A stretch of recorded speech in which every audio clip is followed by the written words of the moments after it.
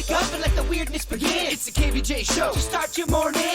Kevin is the host, and his skin pigment is whiter than Casper the Ghost. Virginia sounds like this. Nickname Vicious Beast, so don't get her pissed. It's Jason, talks like a spaz, and they love to talk about Bigfoot and stats. So get ready, here we go. You're listening to 97.9 with the KVJ Show. Hello, good morning, and welcome to the KVJ Show. Happy Tuesday. How the heck is everybody today? Happy Tuesday. That's right. I came in here and somebody's been messing with my computer. Oh, Kevin. And then I'm like, let me just go on my phone.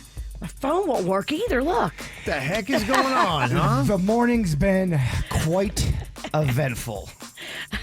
I just don't know why somebody would come in here and mess with my computer Yeah, I don't know either. to this level.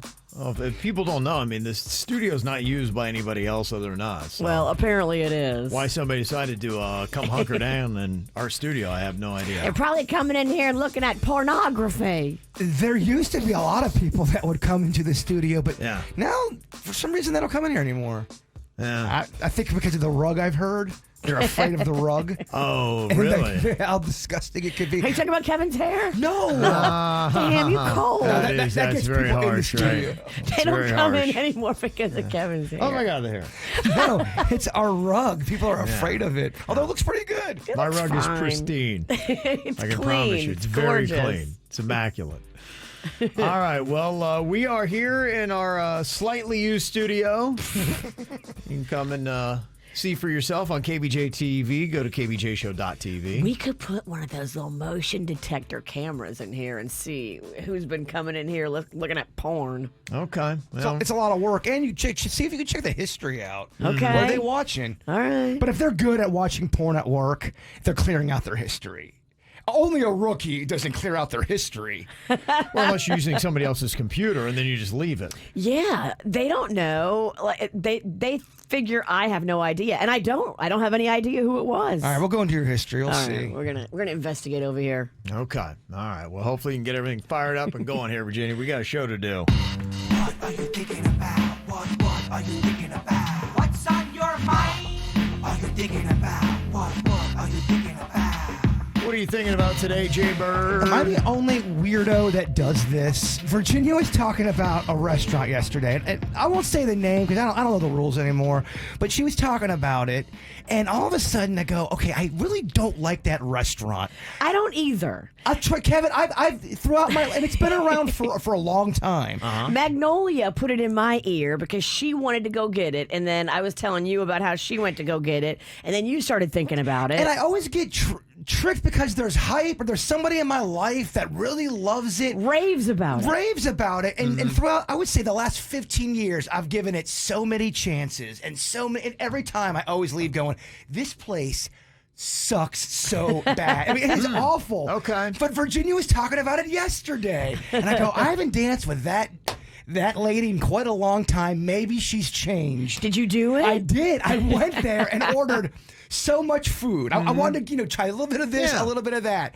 And holy crud balls, man, does that place suck. And I keep doing it. Why? And, Why does it suck? What's so bad? you know what? Their chips and queso is terrible. Okay. Their burritos are awful. Okay. Their veggies are whack.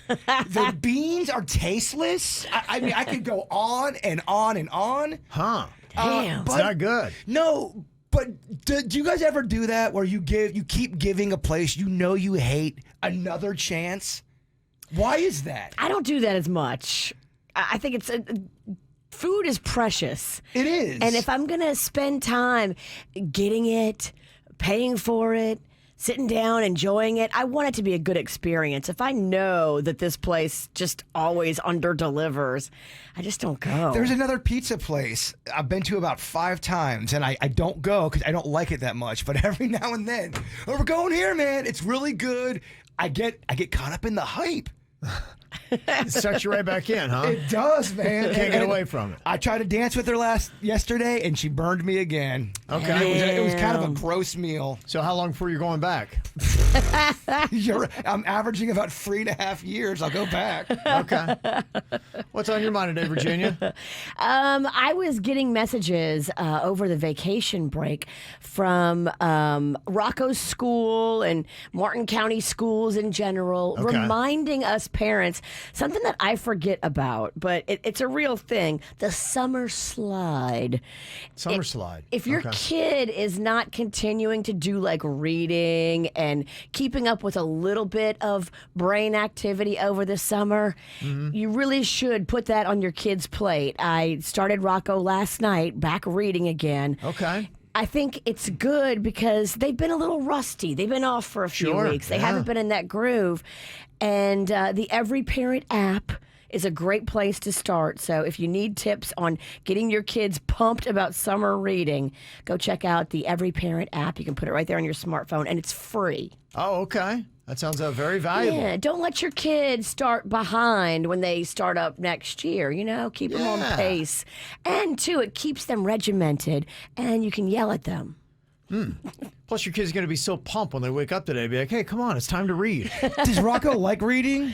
He likes it okay. He would rather play video games or watch YouTube. You introduced him to that Judy Blume yet? No, he's too little for that. I don't know. Really? And that's for girls. No. Judy Blume is not for girls. Step off. You are crazy. Super Fudge is Just for because you had older sisters. No. You're talking about, oh, God, it's me, Margaret, because they deal with period stuff. That was his favorite. It wasn't. Yeah. That He was, loves, that was Are not, you there, God? It's me, Margaret. That's not my favorite Are book. you there, God? It's me, Jason. Kids, boys and girls, Google Judy Blume. Okay.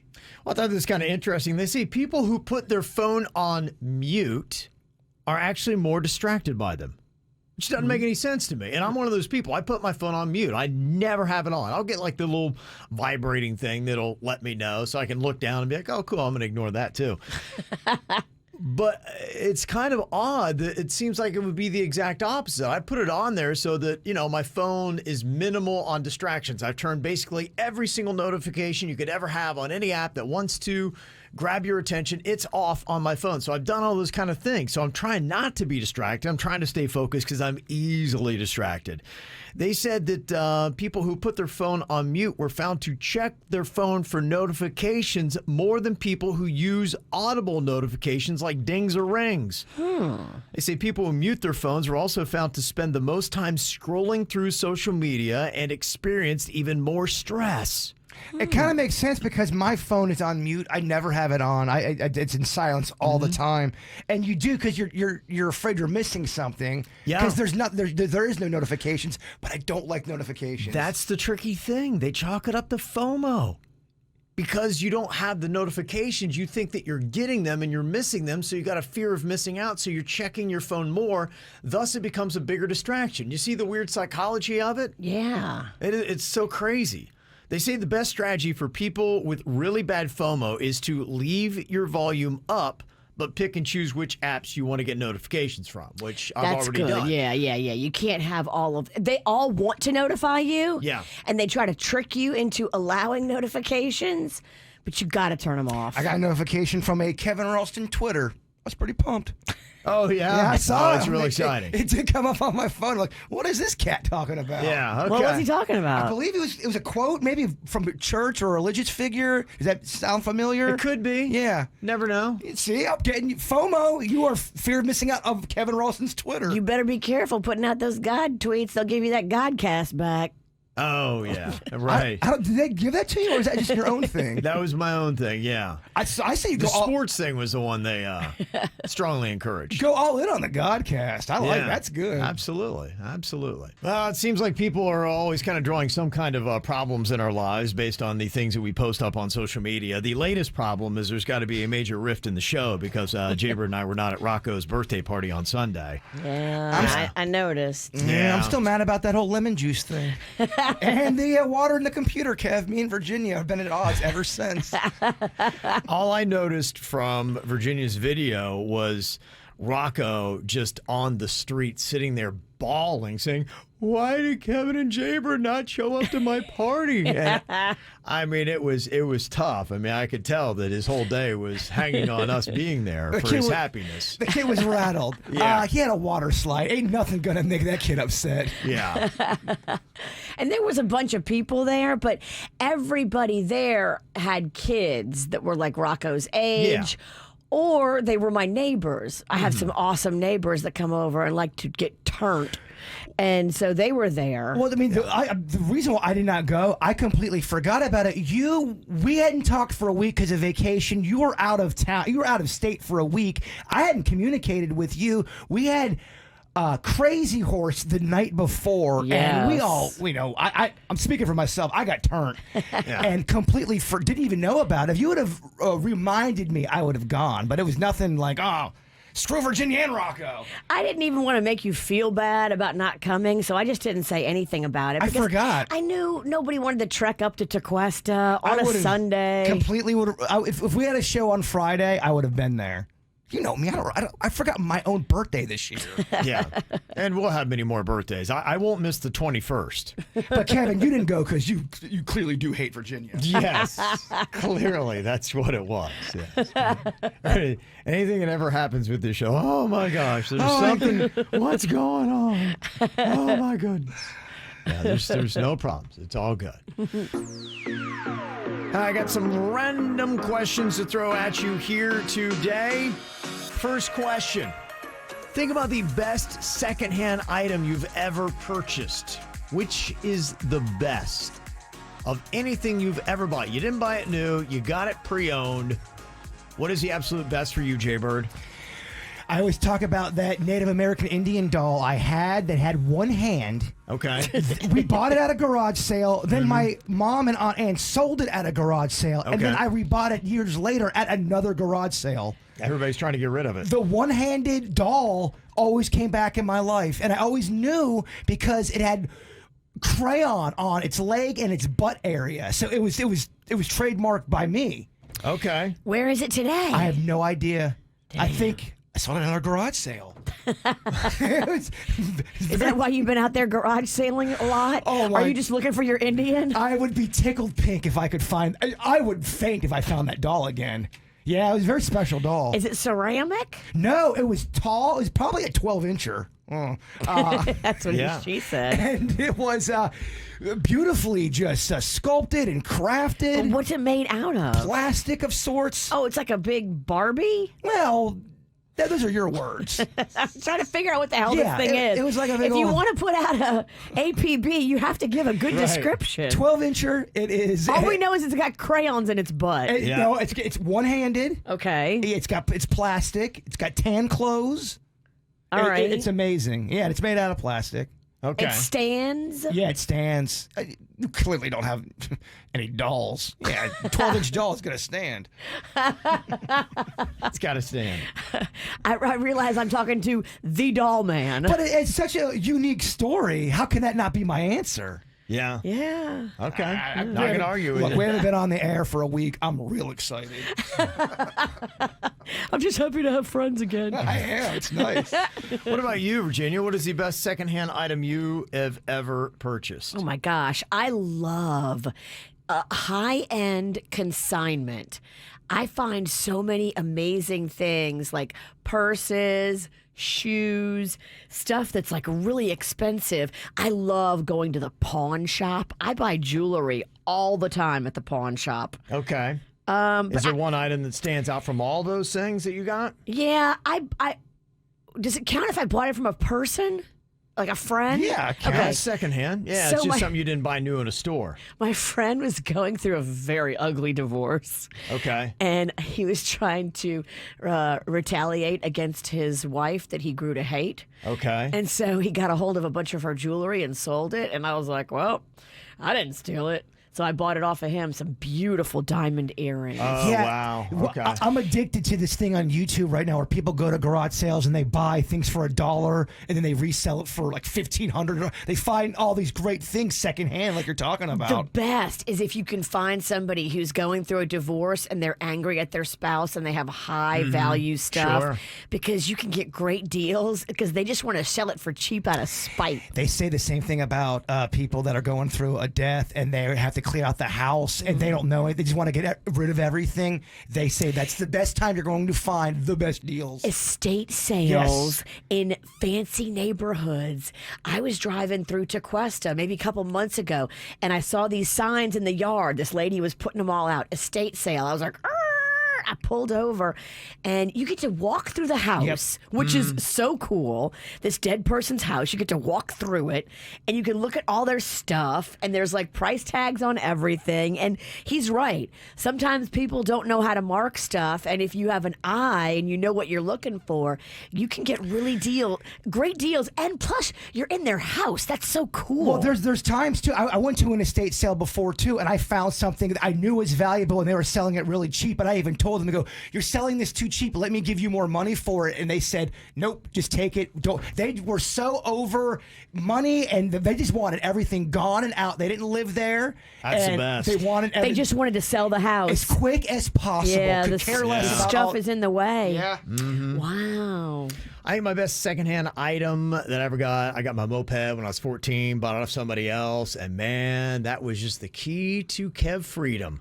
Oh, yeah. baby, that moped and that mullet together, the wind, just whipping that thing behind it. Well, how old did you have to be to drive a moped? 14. Wow. Oh Yeah. my gosh. And we lived kind of a little bit out of town. We were up in a neighborhood that There's was no laws out there. Yeah, well, it was rough because anybody I wanted to hang out with was in town. And so I was kind of disconnected. I'm an only child. And so, the kids that I kind of grown up with when I was younger, at that point, they were all pretty much gone. They were either older high school or they were just on their way to something else. So I was kind of left all by myself with the younger kids. I'm like, I gotta get out of here. It sounds like that's when the perfect storm of awesomeness kind of was created. Moped Yeah. and Kev's mullet. Yeah, it that all came did together. that morph into Summer of Kev? Yeah, and that's why I discovered cool menthols. I mean, it just all came together. It came all together. Motley Crue was crushing it with the albums. I mean, it was just a perfect storm of white trash. My gosh, you were such a dirtbag. Oh, that dirtbag's still in there. Oh, I It know. is. He's I still know. in there. It's He's still in there. covered with a nice glossy Yeah. sheen of paint that his Yeah. wife's put on him. Yeah. But at any moment, Oh, he's it's got still there. nice new shiny hair, but we know what's deep down inside you. Yeah. Oh yeah. we see under that rug. It's there. Let me see another random question. What is one thing you own that you wish you didn't? Speaking of all that shine and gloss, I have these fancy shoes that have one out of those label names on it that my wife's always like, "Oh, you got to wear that with this." And Did she get them secondhand from consignment? I don't know if she did. Maybe she did. Because Possibly. she taught me how to do that. She does that well. many years ago. She was Yeah. like, "Look," and she brought me into that whole fold, and I was like, "Wow." Yeah, she lives by that. That's She's- kind of her thing. She is a hunter. Yeah, so things just show up in my closet, and they got labels that I don't know what they mean, and How awesome is that? Labeled clothes that are nice show up in your closet. Where can I get a wife? yeah, no, I know. I no. want one so If- bad. If it's important to you, it's not important to me, but it's important to her, so I do it. But I gotta tell you, she got me these shoes. I think they're the Louis Vuittons. Yeah, they're nice. and they're like driving loafers. They rub blisters on my heel every time I put them on. If I ever forget to put a Band-Aid on my heel before I put on the shoes, I'll be in misery in 2 hours. And I'm like, why would you pay so much extra for something that I buy? Typically my shoes, I'll get stuff for, I'll buy $10 shoes. And they're absolutely amazing and so comfortable. And yet the really expensive ones are the ones that hurt your feet. Shouldn't it be the other way around? Shouldn't when I put on something called Louis Vuitton and it's supposedly so expensive that my feet would never feel better and I never want to wear anything else? Why It is that? should. Here's the problem. You didn't try on the shoe at the store or Mm-hmm. at the consignment store, wherever she got it. Shoes are tricky, especially if they're like Panda's got some that I got him secondhand. Prada. Prada shoes. Yeah. They're nice, expensive, like the Louis. Same thing. He's got to put on a Band-Aid too because they just rub weird. Yeah. When you're gifted a shoe that you didn't try on and make sure it feels exactly right. Yeah. So that's one thing that I own that I wish I didn't. I would take those away and be like, yeah, can we just forget those ever existed? What if we get you a little sock? A little mini sock. They look weird with socks. Yeah, that's the only thing. They make like a ped. You know what a ped is? Yeah, I got those. They still right above it, though. Oh. So, yeah. So it looks still a little odd. You want to try to force him to do some stuff he doesn't want to do? Yeah. I mean, he's not on trial here. She's got solutions. I'm just trying to make trying to fashion solve the work. problems, yeah. Because those shoes do look good. Your are wife nice. picked a good pair of shoes. They're nice. They look way better than the flip flops you used to wear when you met her. I love those flip flops, though. Rock them then. Yeah. That's what life's about. Yeah. Don't the noise. Block out the noise. I hear you. He can't. He's married. I know. Do either of you have anything that you own that you wish you didn't? Bird? Yes, I have 3 or 4 of these big giant metal files of, for whatever reason, since we were living in Park Avenue in Lake Park, Florida from the 70s, I somehow still have these 4 files of all these old ripped up encyclopedias. There's all these notes and folders from the 70s and 80s from my dad, and I'm afraid to throw them away, but they take up so much space. There's broken trophies in these 4 big giant metal things, and everywhere I've lived, I've seemed to own them and keep them. Yeah, and I don't know what to do with them because I don't know if they're old, important files, but I figured if they're from the 70s and 80s and he still hasn't asked me about them. Yeah. Burn, baby, burn, right? No, I would hold on to them. Yeah, see. I mean, who needs birth certificates? You're right, they're probably the most. Social security cards, social security That's card. probably where all my files are at.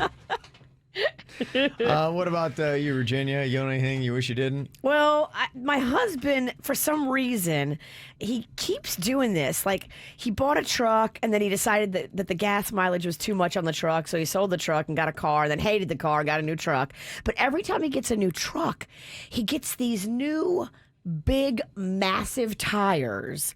Okay. And he takes the old tires off. But the old tires are like all stacked up in my garage. They take up so much space. And I just wish that the garage was not full of tires. Okay. Why are we saving tires? Okay. All right. I hear you. I don't know. Maybe someday it'll If come in anybody handy. wants to buy some Ram tires really cheap, I'll sell them to you. You are going to get people breaking into the Tequesta gates today for tires. You're saying they're cheap? They're so expensive, man. These are good tires, Yeah. but they're so large. Yeah. Oh, those would go so quick. You can make money on those things. Not make money, but you could sell them like that. Yeah. Panda will come home and be like, hey, where'd all my tires go? Just do what my family does: sell stuff and don't tell him about it. Okay. Random question. One animal must go extinct. Which one? I'll tell you who, Kev. Who? Crawfish, Kev. Crawfish. Bye, Oh, crawfish. man. Oh, Bye. man. Wow. You are cold. They're evil. You Yeah. SOB. You've made crawfish evil. Dang, that one hurts. Virginia, what would it be for you? A fly. I hate Okay. flies. Yeah. They serve zero purpose and they drive me insane because they love to land on food. And Yeah. I read on Google, as soon as they land, they lay 80 eggs. Yeah. And so if you eat anything after a fly's been on it, you eat fly eggs. This show has really. She's right. I was kidding about the crawfish. Fly might be the worst. You've had so many studies and stats about flies regurgitating and crapping on your food and all Yeah. that stuff. They get in the house and they move so fast you can't even get them. Oh, I know they're quick. About a month or 2 ago, there was this place that I love, and they had flies in the deli. And the person making the sub, they kept on going back to get another ingredient. And the fly would land so on the food. fly would be landing Yes. around. And the whole time I'm yeah. watching this fly going, please Yes. don't land on my sub, don't land on my sub. And it landed on my sub, but then I didn't want to be a jerk going, hey, can you, blah, blah, blah, with the fly. I didn't know what to do. I have meltdowns. When we were up in Kentucky, we went to go eat at an outdoor like hot dog stand. Yeah. As soon as the fly landed on the rim of the soda, I had to throw the whole soda out. And Rocco sees me doing it, so now he's the same as me. He flips out whenever he sees flies. Like, they terrorize You're me. saying Rocco has anxiety? Yeah, I think I gave him the fly thing. Look, you've messed up your kids too. Oh, I know. That's how you come at it. Yeah. Don't worry, I know. I own it. It comes with parenting. I'm going to have to go mosquito. That's the one for me because to me, I would even outrank them over the fly. Flies are gross. Mosquitoes are deadly. So they carry disease. In fact, I was reading that mosquitoes are actually more attracted to infected blood than they are of healthy blood. Infected? Yeah. Like you're sick? Well, they did an experiment. For instance, they had mice that were infected with malaria, and the mosquitoes were more attracted to mice with malaria than ones that were not. Wow. And they've noticed that with dengue and some of the other ones. For whatever reason, the mosquitoes can smell the disease and they're like going, all I'm here for is to destroy humanity. Let's go for that. Yeah. Wow, they are diabolical. Yeah, so they've discovered that once they give the mice vitamin A as a supplement, that it would give them healthier blood and it would kind of wane the mosquitoes from landing on them and going after their blood. So if a fly landed on your keto sandwich or a mosquito landed on it, which one are you going to? Well, you're talking about food. So if you're talking about, do I have a fly land on my food or do I have a mosquito with malaria bite me, I am going to go with the fly on my food. But I'm saying, if a mosquito landed on your food, are you still skeeved out? Kevin is the food. Yeah, that's the difference. The danger Mosquitoes of don't each care. insect, yeah. The danger of each insect is the flies will carry the crap onto your food. The mosquitoes will carry the disease into your bloodstream. I understood what you were saying. No, I understand what you're saying, but for some reason, if we're talking, I'm melding it together, Virginia. Why don't you pipe down? I don't think he gets it. No, I do. Sandwich. Mosquito. I know. I'm saying if I had a sandwich and a fly landed on my sandwich and a mosquito landed on my sandwich, I would still eat it if a mosquito landed on it. It's just weird what we think. I get it. They're poisonous. They want to kill people. Oh, man. Vacation. I need it again. Day 2. I want to go back home. Well, you started this war when you killed crawfish. You're right. That was a troll move. That was a troll. All right, final random question. During the apocalypse, would it be better to live on your own or in a community? I think without a doubt, a community. Because everybody can lend in some kind of skill, and together you can maybe survive, but alone, forget about it. There's going to be so many things going to take you out. I want to be in a community unless some of the bozos on my HOA are in it. Then Okay. they'll ruin it. We'll all be Yeah. good as dead. We know no swimming pools. No pool. Yeah. One word. Yeah. Cannibalism. Community? Can't get food. All of a sudden, Virginia's looking pretty good to eat. Well, at least you got somebody to eat. That's true. Damn. Why you got to eat me first? I thought we agreed we were going to eat Suits first. That is the deal. We did agree. Well, he's the last one on the show to get here, so. And he's the youngest, freshest meat. Yeah, but I think I would taste it. I really do think my meat would taste the best, man. It's been marinated for 45 years with sweets and salts. I know We're you just gonna- longer, though. I don't want to eat you first. He's just going to lay down on a table and say, take me. He volunteered. I know. I'd be like, well, he really wants this to happen, so I think I'd go for that. Well, we're talking about if you're in the apocalypse, would you rather survive alone or would you rather go with a community? Now, we all got our own little thoughts on that, but if you're talking about just surviving in the real world, there are the threes of survival that you should know about, and I really did not. They say, generally speaking, you can only live 3 minutes without air or if you have massive bleeding. So it seems like your survival knowledge comes down to knowing that you've basically got 3 minutes, 3 seconds, whatever it might be of all these things, maybe 3 days, 3 weeks. So it's 3 minutes without air or massive bleeding. You can live 3 hours without shelter in a cold, wet, and windy setting. You only have 3 days without water and 3 weeks without food.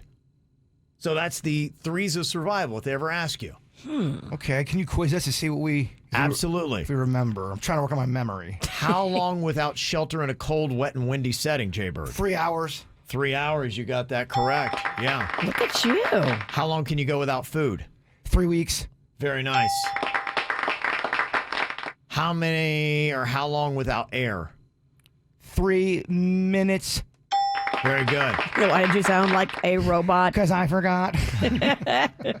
And how long without water? 3 days. Very nice. Although, and I'm not trying to argue, I heard that that's different for every person. Some people can go 4 or 5 possibly, but you start to turn into a maniac. There are, and with all these, there are some slight variations. But this is kind of the general rule of thumb for the average person, because you're right. You've got Tom Cruise. He can survive 3 millennia. So, nothing's going to take him out. So he's the exception. They say in prioritizing survival, you'll need to deal with major injuries right away. So if you're looking at saying, okay, I've got a severe gaping wound that is profusely bleeding, or I need to make a shelter. What do you do first, Virginia? Take care of the wound. Take care of the wound, yeah. So they say when you look at all these things, by kind of knowing the time that you have, you can start to prioritize what you need to do first. First off, you got to be able to breathe. You got to deal with your wounds. Then you got to find shelter. Then you got to get water and then food. If you are stuck on an island castaway style for 3 to 4 weeks, do you think, now you have no weapons, you have nothing, it's just you and the clothes on your back, how would you get food? Do you think you'd be able to find food and survive, or is it curtains for you? It's probably looking bad. Yeah, it's probably looking bad for me. What would be your strategy? You would try, obviously. Oh, absolutely, yeah. I mean, you do everything that you possibly can. If there's trees, you can make a spear and you can spear fish. And that's what I would try to do. But, I mean, spear and fish have never done it before. You know, the first thing, if I find myself on a strand island, the first thing I do, I go sit on a log and I try to remember the Tom Hanks movie as much as possible. That's all I'm doing. I'm sitting there going, okay, what did Tom Hanks do again? You look for a volleyball? Yes, find volleyball. Like, okay, I need a volleyball first. Cut myself to get blood to make the face. I'm profusely bleeding, but I need a volleyball first, I think. If there's coconut trees, you can just drink that for days and days. You'll be fine. These are all, I mean, if you're at an area where there's no coconut trees. And the other thing, too, have you ever had that where you try to get into a coconut? Yeah, it's tricky. Good luck on that. There's a sweet spot. Yeah? Yeah. I'd like to see you try to get into a coconut. I have a machete for this purpose. Yeah, exactly. Kevin, she doesn't get the game. She doesn't get the topic. You're on an island. You find a coconut. It's like going, oh, hey, look, I just found a machete here in the bushes. Can we please have a coconut off? I think I can get into a coconut quicker than the witch with just my hands, teeth, and heart. Can you get in I one? will bring in 2 green coconuts tomorrow. Who cracks it open first? Can you get in one without a machete, Virginia? Yes, I can get in one with a couple of rocks. No way. Yeah. If you hit it hard enough, you can split it. Now, the thing is, you got to be careful when you split it, because you could split it and spill out all the juice. Question. So you got to be able to set up something where you capture the juice as you're splitting it. For this coconut off, I think we should have the same amount of weapons. Is it, 5 rocks apiece we get to use to open this coconut? It should be fair playing grounds here, right? I agree. 2 rocks and a coconut. Sounds like a video. A dirty video. Could be. We'll do this on our OnlyFans. I don't think this is the way to go. This is not a good first OnlyFans video. You're confident you could get in that coconut, Virginia? I'm pretty confident I could. I mean, I've done it a lot. It's been a minute since I did it. I used to love doing it, and I bought a machete for that purpose. Again, no I know, machete? I know what you're saying. How long does it take you? Gosh, I guess it just depends on how thick the coconut is. If it's really standard. If it's a young, fresh coconut, I think it's easier to get into. Huh, really? Yeah. Mm-hmm. All right, how long do you think? I don't know, maybe like 3 minutes. 3 minutes, okay. That's weird. You're going to ask me how long I think I might be Bird? Anywhere between 1 minute and 6 hours. Yeah. It's good to narrow it down. I'd like to see that video. We're at hour 5. Do you have 6 hours for this bit? And should I edit that down? Do we have night vision on our cameras? Nope, just let it roll. I have, maybe just let it roll. Day 3, bird in the coconut. It's the KVJ dirt of the day. It's the KVJ dirt of the day. Virginia, take it away, cause you know we need that dirt of the day. Well, it looks like Jen Shaw from the Real Housewives franchise pled guilty in her fraud case. It was kind of awesome because the sting when the FBI moved in to arrest this hooker happened while they were filming. So all the girls are like in this like minivan about to go film, but they're filming the traveling to the place wherever they were going. Okay. And all of a sudden she gets a phone call and she's like, my husband's in the hospital. I have to go. She jumps off the bus and starts driving to wherever her husband was in the hospital, which turned out to be a lie. And the FBI catches up with her. Dang. Now, unfortunately, the filming crew was not with her in the car when they got her. But you see her right when she gets the news that the FBI is closing in, which is kind of awesome. So she pled guilty to the first charges in her wire fraud case and told a judge that she agreed to commit wire fraud. She knew it was wrong. She knew many people were harmed, and now she's so sorry. Under her plea agreement, she has to pay restitution of $9.5 million. Wow. And she faces a prison sentence of up to 14 years. She will be sentenced coming up in November. But this girl was shady. Like, she would take money from people when they were at their lowest point, and then she would re-offend with the same people. Like, she would come to you, Kevin, and say, "Oh, I know you have a business. I'm going to build your website and teach you how to market and make more money." And people would be like, "Oh, okay, build my website. Here's $4,000." And then when the website wouldn't work and you owed her $4,000, then she would have somebody else contact you that was like a credit consolidation company and say, "Hey, do you want to consolidate that $4,000? We'll save you a lot of money." And she would double screw the same people. Yeah, it's really kind of crazy, and they do all this on camera, and she was ridiculously spend crazy. Well, so many of these celebrities and these reality stars are, and the influencers. I think this is at least the third person who has had a reality show like this where they're flashing tons of money. The Real Housewives of New Jersey, 2 of them went away for the same kind of thing: fraud, lying, manipulation. I think this Jen Shaw is worse even than like Teresa from the Real Housewives of Jersey. I mean, I can't believe the Real Housewives from New Jersey had liars, and this is Kevin, this is insane. Yeah. I'm so shocked over it. I know. But go figure, they're really the worst people on planet Earth. I know. Imagine that. Yeah, but they so make stunned. for such great characters on yeah. these shows. It is fascinating. It's entertaining to watch terrible people. It is. I'm so into it. Speaking of people that can't get it together, it looks like Lindsay Lohan did indeed have to pay back $365,000 for that book that she never made good on. She was in rehab and wrote in a diary and then got $1 million book deal out of that, but was never able to put it together. And she just lost her whole thing in court and has to give $365,000 back for an advance that she got, that she never gave them a single page of the manuscript she promised. Yeah. And Wait, Lindsay Lohan? I'm shocked, Kevin. I know. This is such a shocking round of the dirt. Yeah. And finally here, the Rolling Loud Festival. If you're like Magnolia and you're not allowed to go, you can check it out. It's going to live stream on Twitch next weekend. Kanye will be there, Kendrick Lamar, DaBaby, Gucci Mane, Kodak Black, Lil Baby. So you got DaBaby and Lil Baby. Would Magnolia be destroyed because she's not going, but you went instead? Oh, she would be pissed. Yeah, that would be a dirty move. Because if I went, I could take her. She could go with me. But yeah, I'm not going.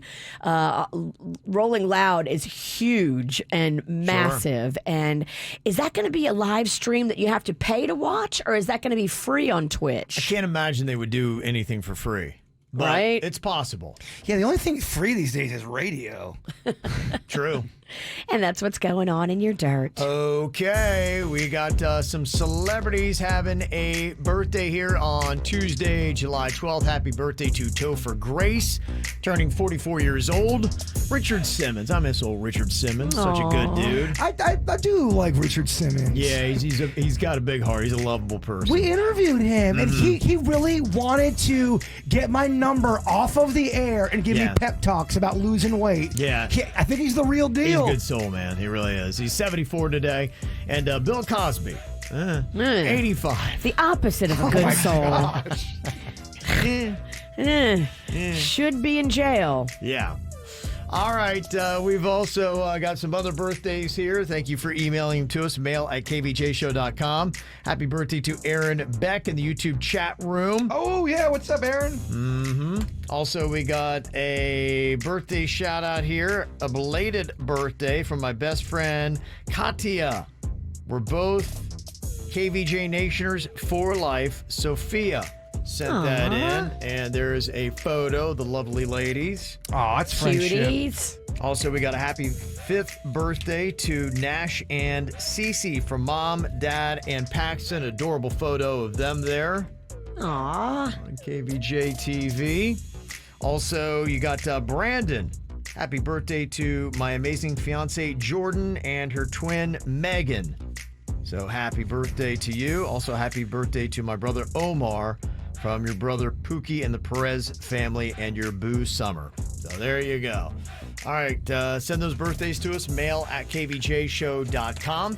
Got a 4-pack of tickets for Camp KVJ to Rapids Water Park and the Cox Science Center. If you're looking for something for your kids to do, we got the hook up for you every single weekday during the summer. If you got school-age kids, we got your fix. 877-979-WRMF, 877-979-9763. I don't know if the people in your family were nearly as excited as the ladies in my family that The Bachelorette debuted last night on ABC. Yes, Kevin, with 2 bachelorettes. Yes, 2 bachelorettes. Whoa. And somebody sent us an email yesterday on the After the Show podcast. Like, going, why can I not watch any reality show without there being somebody from Palm Beach County on it? And go figure, there's somebody from Palm Beach County. Always. Yeah, on the Bachelorette last night. I'll let you know exactly who that is. And somebody else who has also done that Bachelorette stuff, Tyler Cameron from Jupiter, Florida. Yeah. Saw a story yesterday, and I got to tell you, I might be a little concerned for our buddy Tyler Cameron. Could this be bad news for him and his career? I'll tell you what I'm concerned about coming up next. Oh, yeah, the number 2 song in America there by Lizzo. New album, I believe, is coming out this week. So you got a whole bunch of new Lizzo to be checking out. She's right on Harry Styles' heels. They believe that maybe she'll take over the number 1 spot here in a week or so, Virginia. Oh, it's about damn time. That's right, it is. All right, we got some Camp KVJ for you. A 4-pack of tickets to both Rapids Water Park and the Cox Science Center for your school-age kids. We have got Misty on here from West Palm Beach, who got 3 kids. She is trying to keep busy this summer. What's going on, Misty? Good morning, guys. How are you doing today, Misty? I am good. Good. How are your kids? Are they? I won. Oh yeah. Are your kids still sleeping right now? Oh, yeah. I'm at work. They're home in bed. Yeah. Lucky little Right. bastards. I know. When I leave the house, I just look at them and I'm like, oh. Yeah. Mm-hmm. They look so comfortable. Mm-hmm. Well, we know they're well rested. They got tons of energy. Misty's out making the money, and that's why we want to do Camp KVJ. We got a 4-pack Rapids and Cox Science Center for you. Okay. Nice. Thank you. Okay. Keep those kids busy. Because they're just right now, they just sleep and they wake up with tons of energy. Because they still got some summer left. It starts getting depressing for the kids right around August 1st, end of July, kind of. You start to see the back-to-school signs at the stores. Well, my dad asked me when I was up in Kentucky, he's like, when do Magnolia and Rocco go back to school? I was like, I don't know. So I looked it up. August 10th. You're less than a month away from school, kids. Yeah, less than a month. Well, we talked about that though when we were kids. That end of July, that August feel, when you're like, oh man, it's almost over. It's coming to an end. The glory days. Yes. And then what it does, it transfers over in your adult years to Sunday night. It does. No, I still have those little kid feelings. It's as the an same adult. It feeling does. at the end of summer that you get on a Sunday night. Like, oh, here we go. I still get excited for spring break as if that's a real thing for us. Yeah. Mm-hmm. Well, last night my wife was very excited. The Bachelorette back on ABC made its debut. This time they've got two bachelorettes, Rachel and Gabby, who I saw the intro. They're like such good friends, having a good time. They can't wait. Oh, And they're good friends for now. Yeah. Wait till they fight over a man. Yeah, that's exactly it. They're foreshadowing. Clearly, the producer's not going to let this season go by without them falling in love with the exact same man and then fighting, over him at the end of the show. So many tears. Yeah. So somebody yesterday on the After the Show podcast said every reality show has somebody from Palm Beach County in it. And it would be interesting to see how it breaks down because it does feel like Palm Beach County. I know Miami has a lot. In fact, if you look at The Bachelorette, there's one from Palm Beach County and one from Miami on the show and in the cast. You've got 25-year-old Johnny, who's a realtor from Palm Beach Gardens. Okay. Go My figure. neck of the woods. A realtor. Oh, yeah. Oh, wow. That's so shocking to find a realtor from Palm Beach County.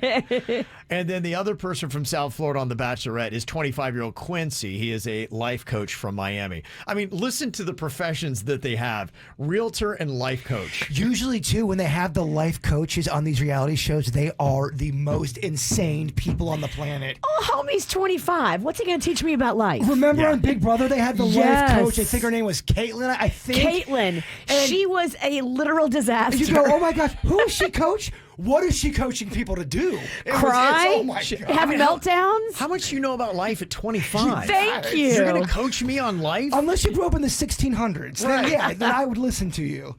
I would let that guy coach like 7-year-olds.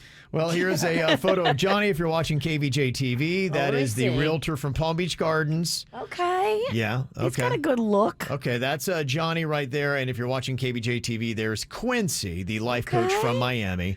So that is All the two right. South Florida guys that you can keep an eye out for on The Bachelorette. I do like their look. I didn't see it Yeah. last night. It's Clean, you it's- look good. Kevin, it's 3 hours as you start I to get couldn't into the believe it. meat of the show, and then at the finales, like 3-hour finales. insane. Of course they look good. I'm not gonna watch it. I didn't watch it last night because I'm not gonna make that kind of a commitment. Mm-hmm. I No, can't. I hear you. So this is the Bachelorette, not the Bachelor. Right. So it's 2 chicks instead of 1, and then you have all these bros that are competing. The Bachelor's better. It's a better franchise. Don't you think The Bachelor's better? I like it better when the girls are competing Yeah, for that's what- it's the more guy. entertaining. It Yeah. is more entertaining. Well, It that's just why they put this is. on the summer, I think. Because they realize it's not the... Did I forget it was summer? Kevin just mansplained TV to I think I us. forgot kind of it was summertime. Yeah. Didn't we just do a whole thing about how it's summer? You know we did. It just Okay. sometimes it doesn't. I don't know. Okay. I'm rusty. Been off the air for a week. Yeah, okay.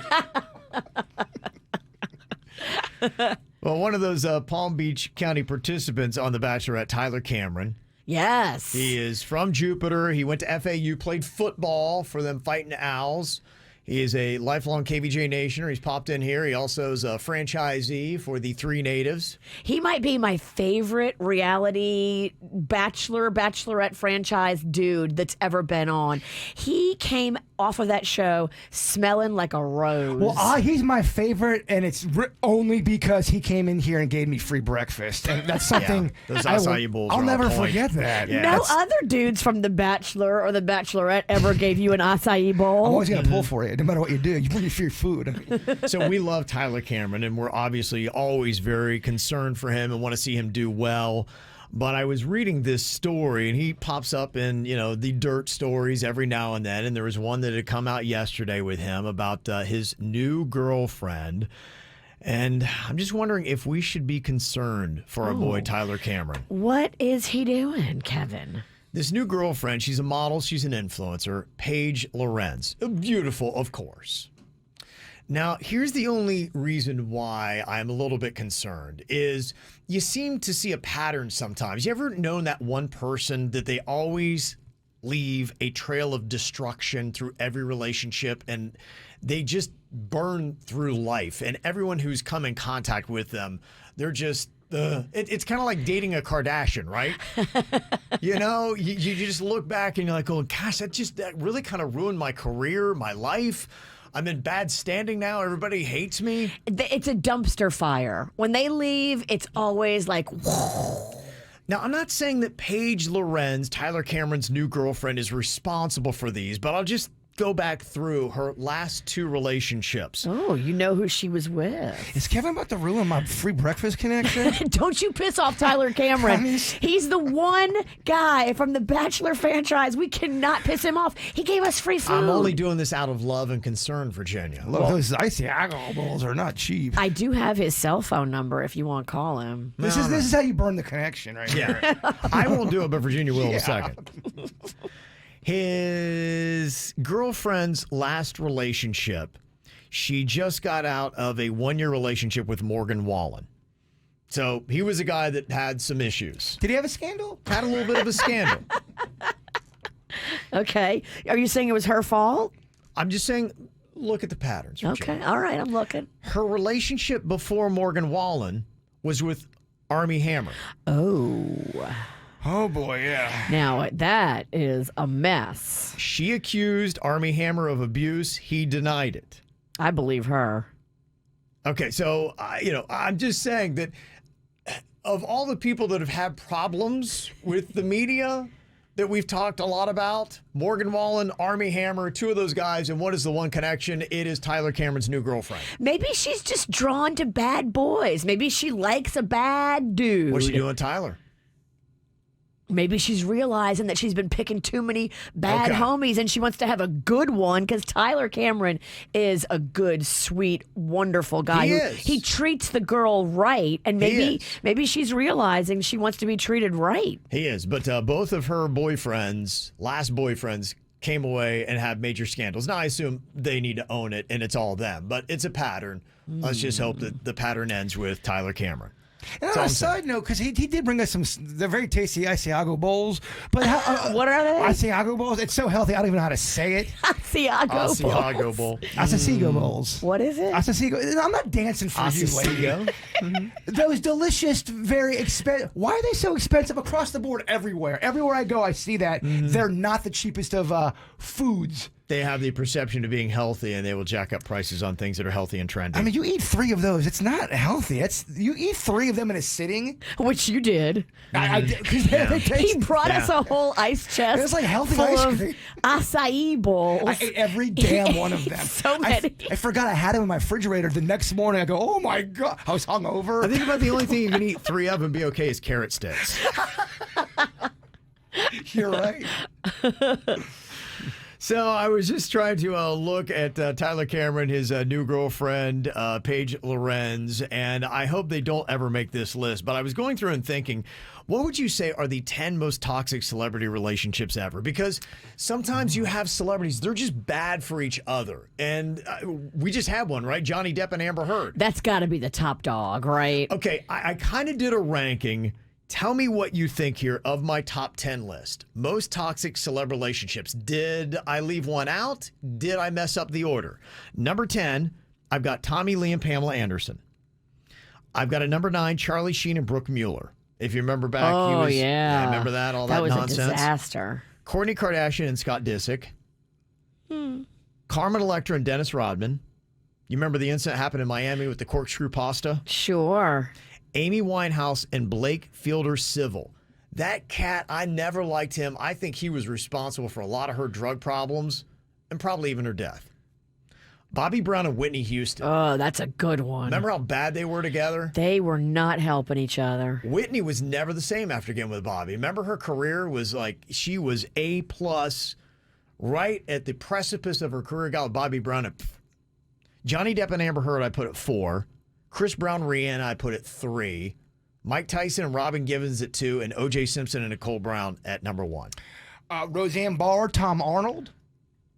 That was about, when does that make the top 10, Virginia? They were pretty toxic. People are saying Will Smith and Jada. But they're still together. I mean, Yeah. But they still say it's toxic. yeah. Yeah, okay, so I'm just kind of curious. How did I do? Did I get all the right ones in the top 10? I was close on Khloe Kardashian and Tristan Thompson. That one's just crazy. What's going on with that? It is. And I mean, Scott Disick does seem very douchey, but I mean, I don't think him and Courtney have ever gone to blows or anything crazy like that. Okay. So who did I miss? How did I not get them in the right order? You can let us know here. Give us your thoughts. 877-979-WRMF, or you can jump into the KVJ TV chat room. Just go to YouTube and look for the KVJ Show. Okay, tracking down the top 10 most toxic celebrity relationships ever. Now, at number 1 on my list, I put O.J. Simpson and Nicole Brown.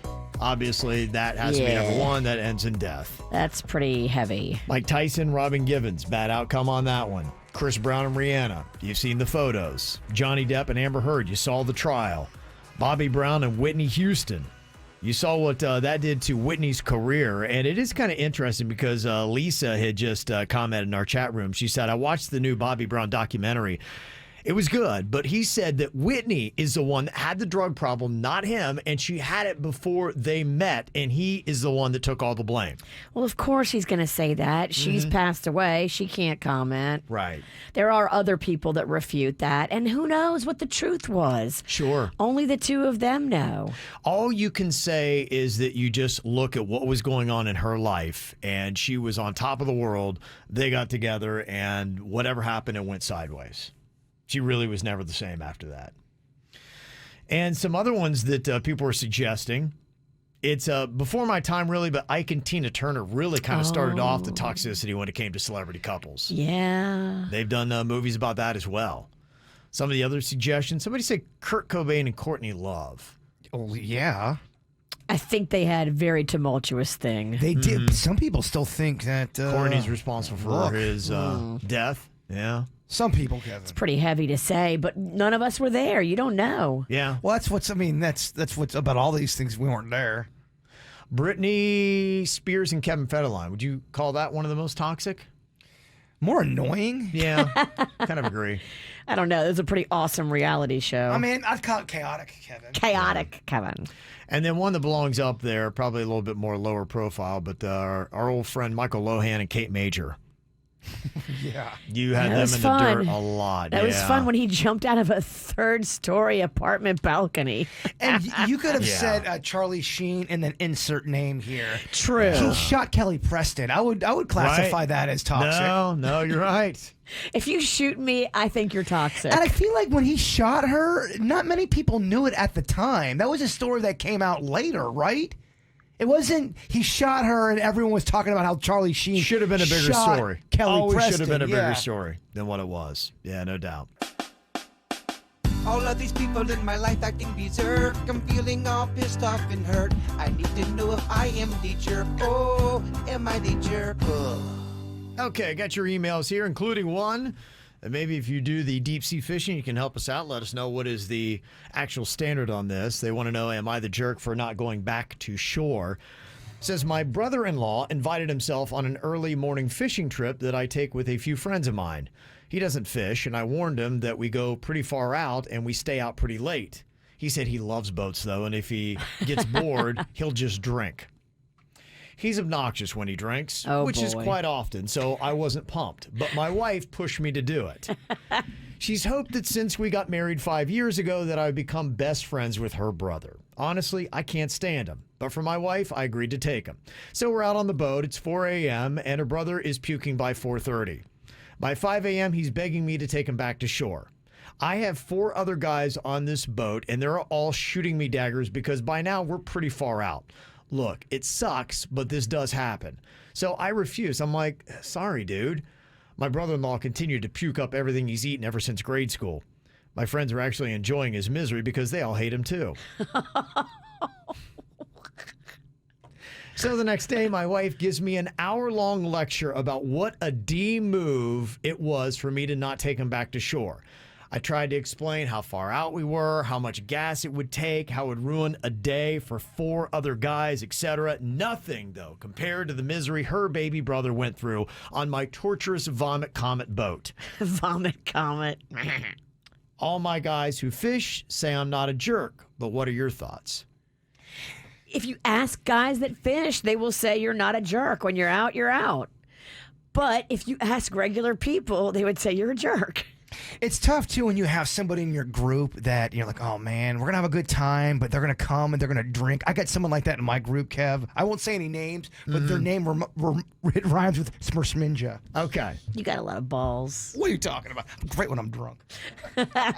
Just to put it into perspective for people that don't often go out there for the deep sea fishing, somebody said they're burning about a gallon a mile. So if they go out 20 miles, they certainly don't want to come back right away without even fishing. And can you imagine the daggers they're shooting this guy where he's like, take me back. And they're looking at him and be like, don't you dare, man. Don't you dare. At the front of the whole thing, you said you didn't want to take him anyway, didn't they say that? He begged himself. He invited himself on there. Yeah, then and you're he's not the jerk. He's like, hey, look, dude, here's what it is. We're all about fishing. He's like, if I get bored, I'll just drink.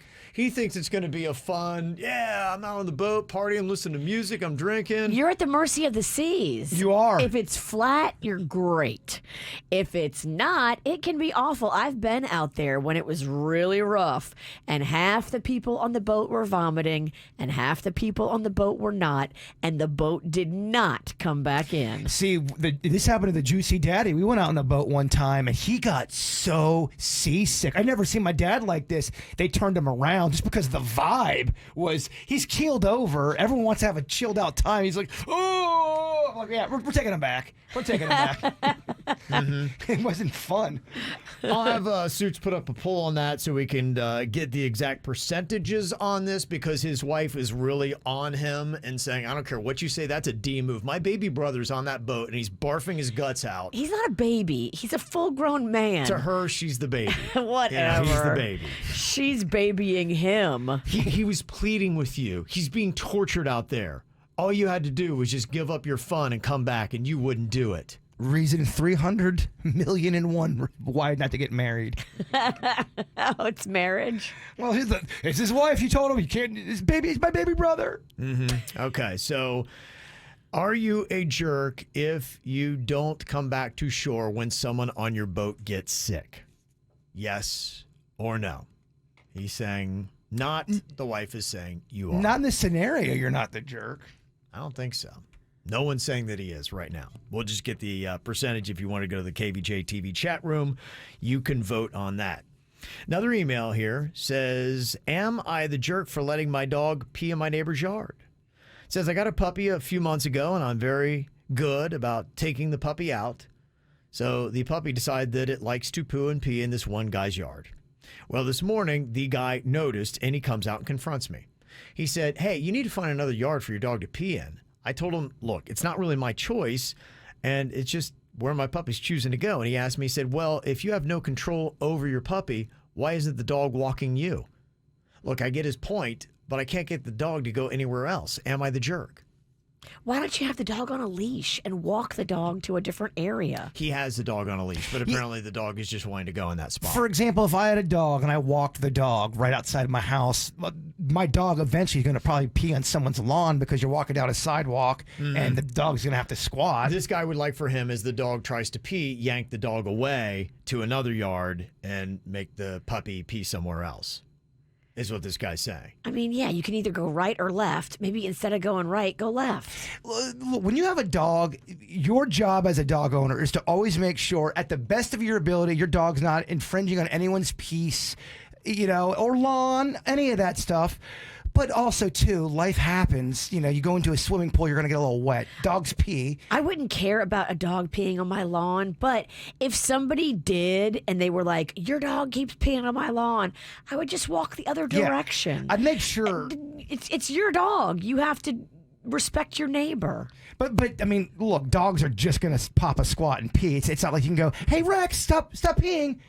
Rex is going to keep peeing. Yeah, and oftentimes they're peeing in a place where they scent some other dog has gone. And so that might just be dogs get in a routine, or they have sense, and so they want to go where they want to go. And it can be tricky. And now you can yank a dog away as it tries to do its business. So you could do that. The neighbor is cranky and sucks because if it's just pee. Now, if you're walking the dog up to your neighbor's door and the dog's peeing everywhere. On the steps. Yeah, if everyone could just be #be cool.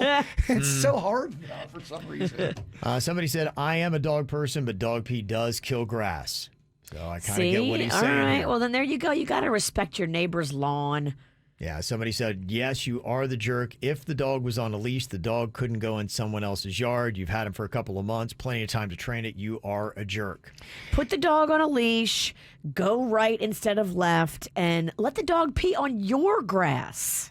I mean, to me, if I saw a dog pee on my lawn, I wouldn't care. And if I saw a dude just kind of pop a squat, Oh, that's when you get out your phone and start videoing. I wouldn't even be mad about that. I wouldn't either. I'd be like, No, oh, we need content for it's- TikTok. This is going to be great on social. And this Am I the Jerk email says, my fiance and I have been together for a year and will be married by this time next year. He came to me 2 months ago and asked if his half-sister could move in with us. It was a surprise to me as I never knew he had a half-sister. He has never mentioned her. His family in Virginia is kind of dysfunctional, so I didn't think too much of it. So she moves in with us here as family life in Virginia was apparently abusive. She was unable to find a job in their small town and had nowhere else to go, so she is with us, and after watching this girl for 2 months, I can see why she didn't find a job. She's not very clean, and now my nights are spent picking up after her and doing extra dishes. Plus, this girl is at home alone with my dog all day. My dog is my baby, and I don't trust this girl. And maybe it's in my head, but my dog has been more clingy than normal when I get home. I've witnessed this sister not being that nice to my dog, and I've told my fiance to handle it because I was going to drop her. Oh, no. I've told my fiance that he has until the end of the summer to get her out, or I am taking my dog and leaving. His name is on the lease, and I will drop him. He thinks my behavior shows that I am not committed to marrying him. I told him that I loved him, but that I will not be a doormat. He thinks that I'm being too rigid and that it is cold that I would kick his sister out into the world without any real reason. Am I the jerk? No, you are not the jerk. He is enabling his gross, lazy sister. And if you even suspect that she is doing harm to your dog while you're not there, you should set up a little nanny cam. They've got them now. They're so small. It's a little spy cam. Get them for like $30 and you can see exactly what she's up to with your dog when you're not there. If she lays a finger on your dog, I say you open up a can on her. Yeah, Okay. no, we definitely break up. That's not the question. No, it's break up, though. You're hurting my dog. It's a break up. It's break up and beat her ass. Yeah. If she Okay. hits that dog, she is done. So she is not a jerk for making this ultimatum. No. Okay. Now on the question, are you a jerk if you don't come back to shore when someone on the boat gets sick? The original question. 84% of the people in our KVJ TV chat room say no. So the wife, you are in the very small minority of people who think that your husband was a jerk when he wouldn't bring your obnoxious little baby brother home when he started barfing on the boat. What if you went home today and that woman was at your house? So you think I'm a jerk, huh, Ralston? You think I'm a jerk? She just went psycho on you. Yeah. How do you handle that? I'd be like, man, it's KVJ TV poll. Kevin doesn't I had handle nothing to do with it. Kevin goes, Kim. Kim will come out and handle it. All right, you ever got a problem? You want to know if you are a jerk, if you're being accused, you can just send us an email, mail@kvjshow.com. It's mail at kvjshow.com. It's the KVJ Dirt of the Day. It's the KVJ Dirt of the Day. Virginia, take it away, because you know we need that Dirt of the Day. Well, I don't think that Nicki Minaj thought this through, but she decided to do one of those last-minute Twitter stunts where you say, okay, everybody, I'm going to be at so-and-so place in 45 minutes. Who wants to meet me? Okay. So, it's great if you're the KVJ show. Maybe like 30 people will show up. But if you're Nicki Minaj, hundreds of people showed up at this bar in London. They were all in the street. They were all on the curb. They were all looking for Nicki. And as soon as they saw her car pull up, they darted towards the car, ran out in the middle of traffic, blocked the whole road, and created an unsafe environment. I don't know. Nicki never even got out the car. I wouldn't sell us short. I remember when me and Kevin did that. We were like 45 strong, and we rocked Okay, that yeah. thing. Okay. We rocked it hard. Oh, yeah, Okay. we did. That was Yeah, we so fun. Yeah, she had to go on Twitter and say, I'm so sorry, but next time, guys, please get in one place, in one line. Please don't run in the street. My team would not let me out of the car in the interest of safety. I'm down to do that again. That was fun. That was a good time. I love it when it happens and then the bar gives out like a free drink to everybody. That's awesome. Oh, yeah. Making a party. And then leprechauns give us pots of gold. Yeah, when is that? When's that going to happen? Mm-hmm. If you are a big fan of Amy Winehouse, you'll be excited to see this like I was. They are putting together a biopic all about her and her life. It is backed by her estate, and so it's probably going to have a little bit of a bias towards Amy because her people are doing it, but it's always interesting to see the behind the scenes. It'll show all of her battles with drug and alcohol addiction and then her eventual death at the age of 27. How many albums did she have? I want to say like 4 or 5. She had that many? She's got a bunch of live albums that I get down on. Yeah, I know you do. She is one of my favorites. That's another go-to. When I hear if Virginia is playing Valerie by Amy Winehouse, followed by a Nicki Minaj song, I am out. Cardi B You too. know the Those are her attitude, three yeah. top three. When she It's does, too spiked. That means I know Virginia is way too turned. She's gonna be. Oh, she sings Valerie so loud, guys. She sings so loud you can't even hear Amy Winehouse. That's the playlist when I have to leave.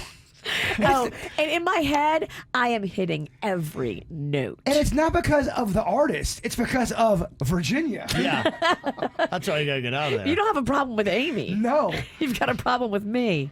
And this is sad because even behind bars, R. Kelly continues to manipulate these girls. That Jocelyn Savage, the one who has stood by his side through all of this, now wrote a letter to the judge saying, me and R. Kelly are engaged. I am now his fiance, and I'm begging the court to show mercy on him when the sentencing comes down. So, I don't know. I mean, this girl just is brainwashed at this point. Girl, what are you doing? But she apparently still lives off of the R. Kelly money. She's turned her back on her own family and instead has chosen to be with the entourage that is the R. Kelly people that still have money that he accumulated.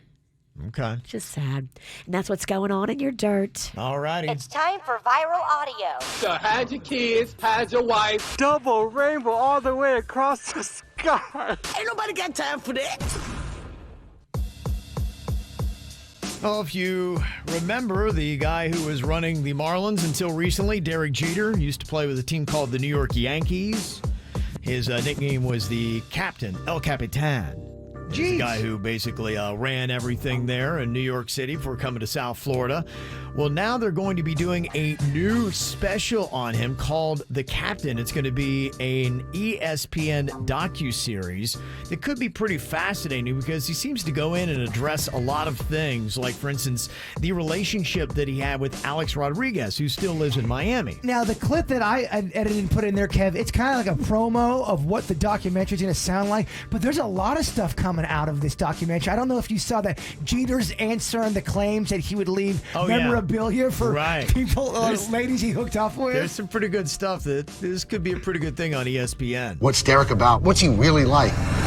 My parents did a great job saying, you're going to deal with racism. Their job is to get a headline, and I wasn't going to give it to them. If there were phones back then, my career would have been 3 years long. I approached him and I said, are we good? And he said, oh, man. Kinda. One thing with me, I'm very loyal. But loyalty one way is stupidity. Nobody hid in plain sight like Derek Jeter.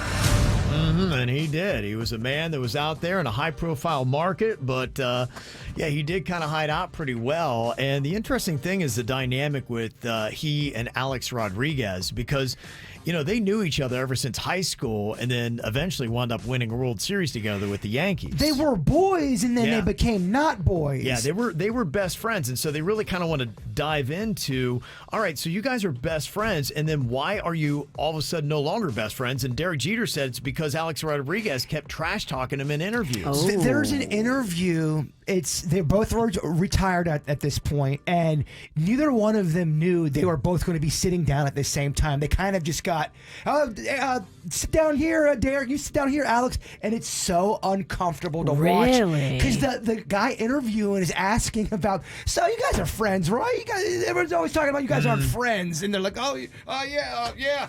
Jeter looks so uncomfortable to be in this interview. Yeah. I'll send it to you, Virginia. You'd like it. Well, because A-Rod said some stuff that was not cool. When Alex Rodriguez signed his $252 million deal with the Texas Rangers, he said that Derek Jeter could never get that kind of money, even though he led the Yankees to 4 championships in 5 years.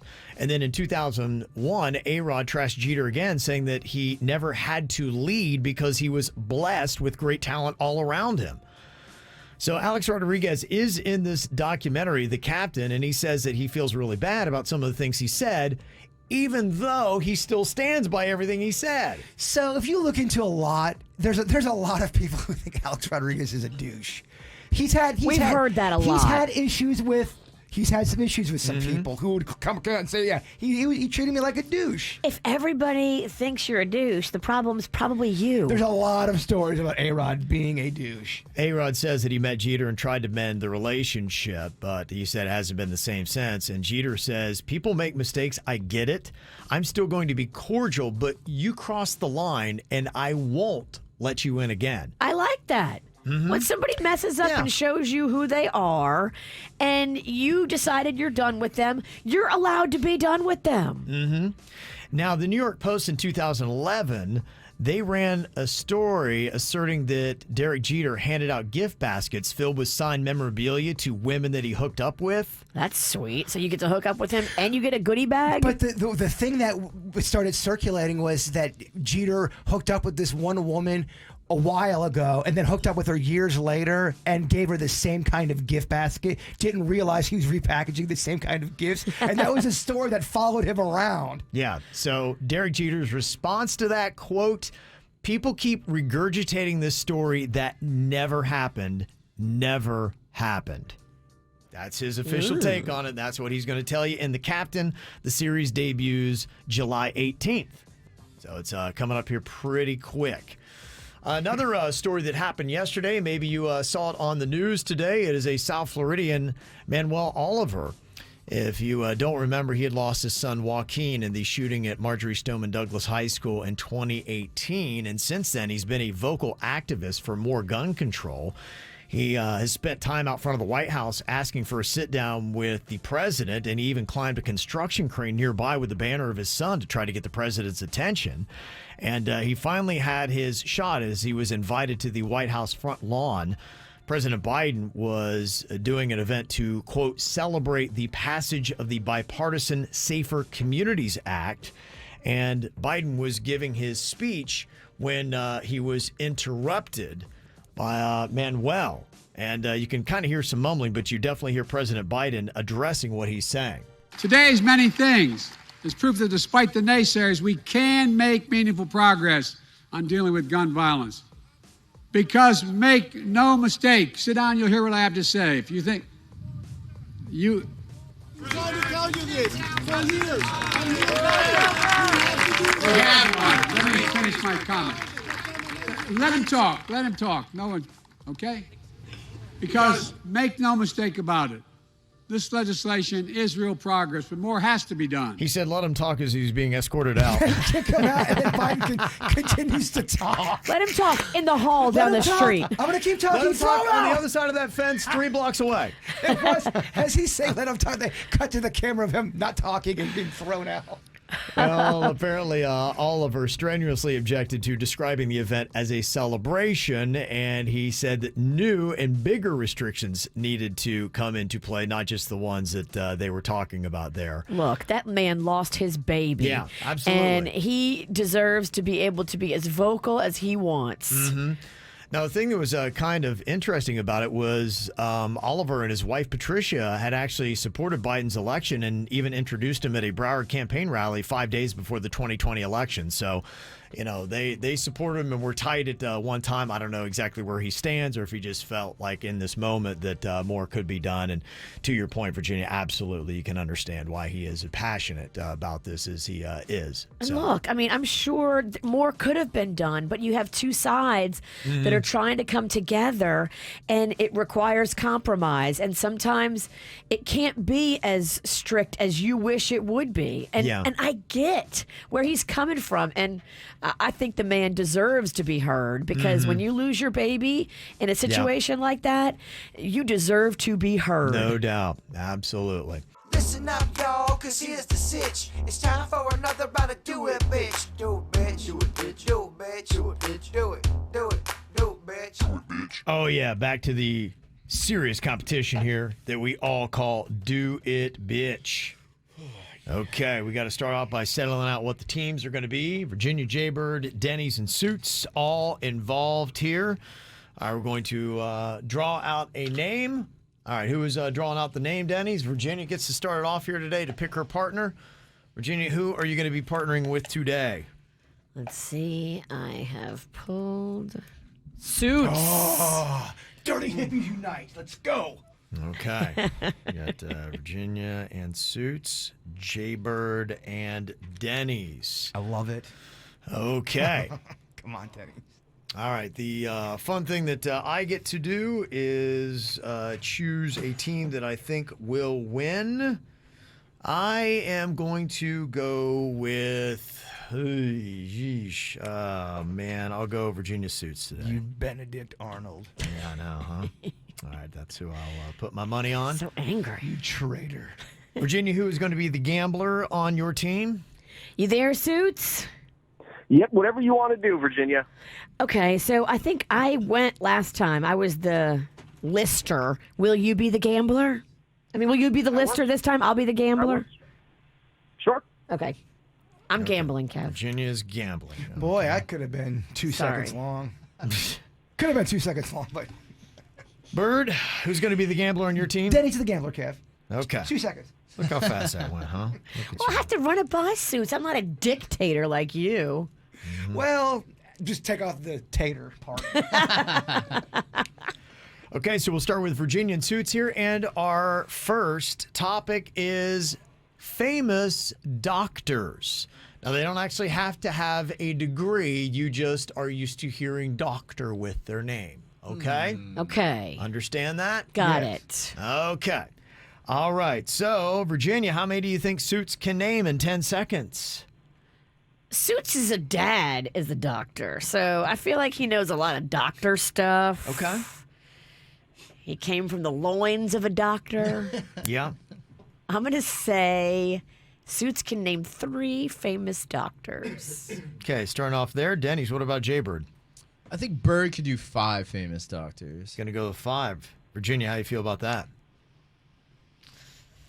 5 famous doctors. That's kind of tricky. Okay.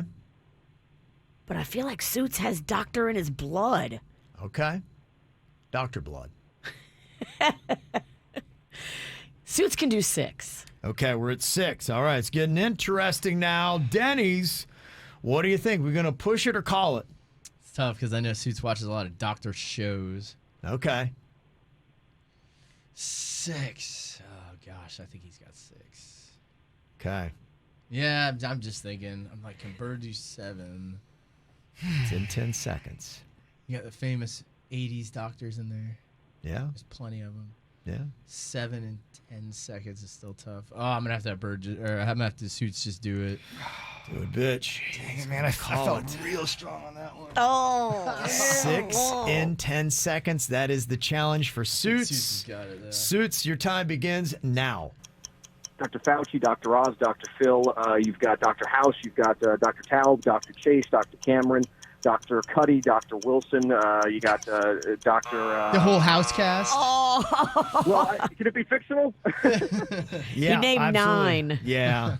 Yeah, that. I know he likes that house. I mean, the fact that he named 9, you can't beat yourself up on that in Denny's. He can't. had a lot of knowledge on that. I just know he watches those shows. I do love myself some house. But Way Denny's to go. Denny's is right, though. I had so many 80s doctors on deck ready to go. Yeah, I was thinking Dr. Dre. Dr. Dre, yeah. Dr. C. Right. Oh, yeah. Yeah, there's a lot Dr. there. Feelgood. Oh, my God. Oh, yes, Dr. yes. Quinn. Yes, medicine woman. Dr. We can go this all day, Kevin. I know you can. All right, we'll move on to the next topic, though. Dr. Yeah. Evil. Yeah, you're right. Doctor Who. Yeah, you're right. They all work. Doc Brown. All right, I'm done. Okay, next up we got electronics brands. Electronics brands. Brands that deal in electronic devices. Okay, Denny's, how many can Jaybird name in 10 seconds? Bird should be able to do at least 5. Okay, gonna start it at 5. Virginia, what do you think about with Suits? Suits can do 6. Okay, Denny's? Gosh, there's so many. Yeah, it's a good bit. I mean, even in this room alone. Yeah. I'm going to have to raise it then. Yeah, 7. Gonna go 7 on that. Okay, Virginia, how do you feel about that? We're at 7 now. Do it, bitch. Okay, 7 electronic brands in 10 seconds. Bird, your time begins now. Canon, Apple, Radio Shack. You've got I'm blanking. You got fax machines. Radio Shack. I couldn't. I was still thinking about doctors. Oh, no, he's still on doctors. Denny's, no. He's still on doctors. I hated it. I was like, please do not pick him. I started blanking. I'm looking around the room. I hated it. Oh, man. Oh, no. It all went wrong. Oh, no. Oh, man. Dr. Phil. Yeah. Dr. Phil, he's still yelling out doctors. Okay, very quickly, Virginia and Suits are up 2-0. Oh, Denny's, I'm sorry. No. They could end it right here. Okay, final category that we got. If you get the point, Virginia and Suits. If not, we'll keep on going here to the best of 5. We're looking at car companies next. Oh, jeez. I mean. Oh, gosh. Okay, Virginia, how many can Suits name in 10 seconds? Suits loves cars. Suits can name 6. 6. Okay. Denny's, what do you think here? I mean, I guess let's just see what 7 sounds like, right? 7, yeah. Denny's. I mean, there's just, I know he's going to get 6. Yeah. Do it, bitch. I just want to hear it, I guess. I'm still. Dr. Phil. All right. Dr. Pepper. Stop. Oh, that was a good one. Stop talking. Oh, my gosh. I can't. What's the topic? Okay.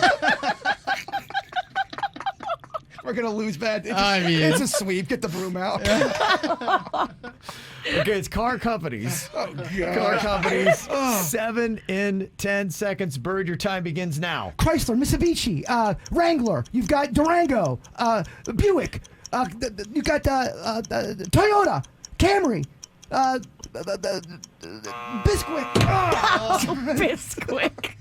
Dr. Ruth. Dr. Ruth. That's another That's a one. good one. Got a 4 spot. Oh, man. I'm just short on I got to tell you, not a good route for the bird.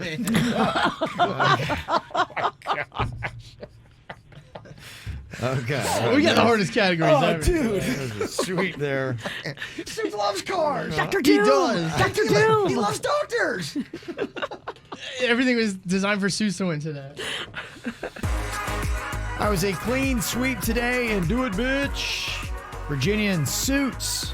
3-0 blanked out Jaybird and Denny's, so they've got to face off with the punishment here today. And what we're going to be doing is going to require the help of KVJ Nation. You can all get involved because this time tomorrow, I want to play back the 3 most amusing voicemail messages that you leave on either Jaybird or Denny's phones. Cell phone? Cell phone. I mean, I just got a new phone number because people were harassing me. No, y'all are the only ones that have my number. That's funny. Well, not no more. Yeah.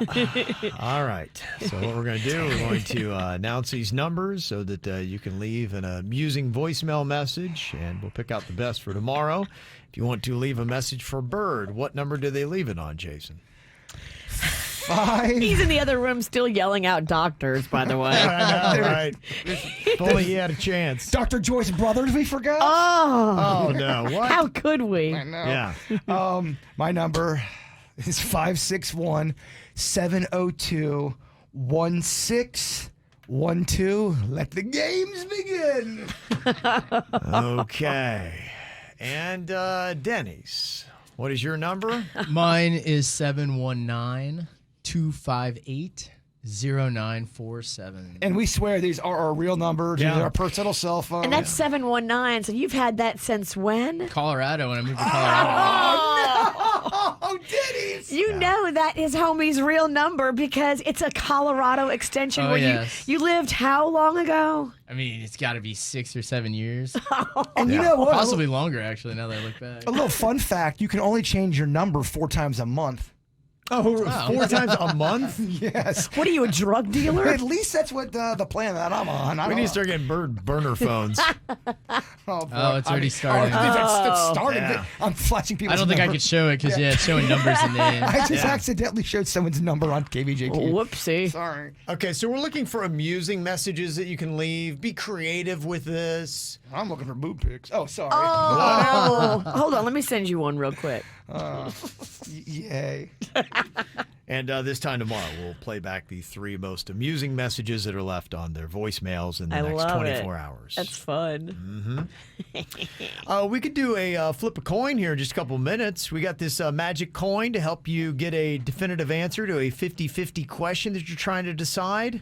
Rocco almost spent the magic quarter. Oh, what? We were on vacation in Kentucky, and I told him he could go in my wallet and look for money for the arcade, and he almost spent the magic quarter. Luckily, I caught him right before he did. You know what happens if he does that? We all get 25 years bad luck. You can never do that. I have it. All right. Don't worry. It's here. I put it in the special zipper part of my wallet, but don't you know that little gremlin went in there and almost got it. You can't ever spend that quarter. I know. I keep it in a special spot. So how did the magic coin go on the last round? I've got updates on the last 3 decisions that the coin decided. The last question from the last time we did this a couple weeks ago, one person said, do I stay at the job I've been at for the last 13 years that has been so amazing to my growing family, or do I leave and pursue opening my own business? We flipped the coin. The coin said to stay. So I asked, I'm like, okay, well, what did you decide to do? They responded. They said, I actually am planning on telling my boss this Friday when she gets back from vacation that I'm leaving. Not going to lie, I was really hoping that the coin would flip in the direction of me quitting so that it would help validate the situation, but I truly do feel like I have to leave. We shall see if the magic coin is right, but I hope it's not because I really want to leave. So the coin said stay. They're going against the coin. Oh, boy. And they're going to quit on Friday. Good luck to you. Okay. Going against the coin. Going against the coin. I just want to warn you, that can be a very grave mistake for you. You know, because you did it. I did it. Yeah. Another one said, should I move in with my boyfriend? We flipped the coin. The coin said to move in. The update, they said it's been a conversation, but we haven't yet pulled the trigger. So they haven't gone against it, but they haven't yet obeyed the coin. Okay. And then the final one that we did, somebody said, do I call out of work today and go on the boat fishing with my dad, or do I suck it up and go to work? The magic coin, of course, said go fishing. With your dad. Make memories. And how did it go? They said, I did. I listened to the magic coin, and I had a great time fishing and bonding with Pops. Aww. Screw work. They were fine. Magic coin for the win. Nice. I love that. Don't ever go against the coin. Yes. Okay, so do you have a 50-50 question that you're trying to decide? Let us know what it is. 877-979-WRMF. All right. What? We're just listening to some of the voicemails. It's pretty funny. They're already rolling in. The offers of sexual favors have begun. Oh, wow. That didn't take long at all. Okay. You ask for boob pics, and that's what you get. This all kind of worked out into Bird's favor, Well, I think. I am getting boob pictures, but from some guy named Jerry from Port St. Lucie. Hey, share those. I'd like to see what Jerry's working with. Mm-hmm. Okay, we're going to pick out a few different scenarios here that we can flip the coin on. We got, of course, a ton that is rolling in here with a little different variety on all of them. So you guys can let me know which ones you would like to flip the coin on. We got somebody want to know, should I tell my best friend I'm in love with him? Ooh. Okay. Somebody else wanting to know if they should get married. We don't get a coin for that. Somebody else wanting to know if they should buy a house. Somebody want to know if they should go back to work or continue being a stay-at-home mom. And somebody else wanting to know if they should reach out to their sister who they haven't spoken to in over a month due to differences in political views. Okay. All right. So is there one that is polling you, Virginia? Which one are you voting for? I like all of those. I mean, the one that you just said about the sisters, that's a good one. The reason why I like that is I don't think you should let that tear you apart. And you should talk to your family. I don't know. But the coin may say, screw her. And, right. Yeah. The coin may be a Republican. You don't know. It's a Republican. Come on. Okay, so which one you want to flip the coin on first? I'll let you vote, Virginia. You get to pick it. Let's do sisters. You like doing sisters. Oh my gosh. Okay, so do I reach out to my sister who I haven't spoken to in over a month due to differences in our political views? Question. What happens when you fumble Bill Buckner style the coin? We had an early premature flippage. Okay. But I Went scrambled and recovered it. Doesn't count. It was before Kevin was done. Yes. Kevin wasn't finished talking. Okay. Heads what? Okay, let's go to heads. Head back to your sister and mend the relationship. It's silly to have a rift between a blood relative over politics, or really anyone for that matter. Tails, nope, you don't go crawling back. You stay separate and give it more time. So heads, do they reach out right away? Tails, do they stay away and let it cool a little bit longer? All right. Tails, let it cool. Okay. Let it cool. All right. Coin is spoken. That's why that was a dangerous one to flip on, because the coin said, the coin, don't patch it up. It's going against what we feel in our heart. Maybe the coin knows something we don't. Well, it does. Do not go against the coin. Thank you. Okay. Let me see. I am going to go with this one. Should I let my best friend know that I'm in love with him? This just sounds like a rom-com, doesn't it? It does. It has Meg Ryan. It's from 1987. Okay, on this one, I'm going to say tails is let him know. Get that tail. Get that tail. Yeah. All right, you ready? Okay, yep. Get that tail. Get that tail. It's tails. Wow, But that's awesome. Be prepared for however the coin is spoken, and if it works out, great. If it doesn't, there's a reason. Okay. All right, there you go. All right, Bird, you get to choose the final one we'll flip on here. We've got either should I get married, buying a house, or going back to work, or continuing to be a stay-at-home mom. I mean, I guess heads would be head to divorce. That would be. So they're getting married. I know, but that would be so I'd say tails. Tails means you're not getting married. Which one of those three do you want? The marriage one. You want the marriage Yeah. one? Okay. All right. And Tails means if it's tails, you're not getting married. Okay. You ready? Okay. Here All we go. right, flip it out, Virginia. Heads. Whoa. Getting married, huh? You should get married. Look at this. Look at Bird called it and called for marriage. Right. Wow. What are the odds on that? Write this one down in our history books. You've never called for Look, marriage. I believe in love. If the coin says there's love in the air, then there must be love. Coin Okay. knows. All right. Well, we'll check in here in about a week or two and find out if they obeyed the coin or not, and then how did it go. So we'll see. The winning coin It's been pretty white hot here lately. Picked out that heat wind that happened, and it's picking your lives. And if you've got a situation you want us to flip on, you can also send us an email. Next time around, we'll get to you, mail@kvjshow.com. Ow! There's a lot of dumbass criminals to talk about, baby. It's the whacked out news. People breaking the law.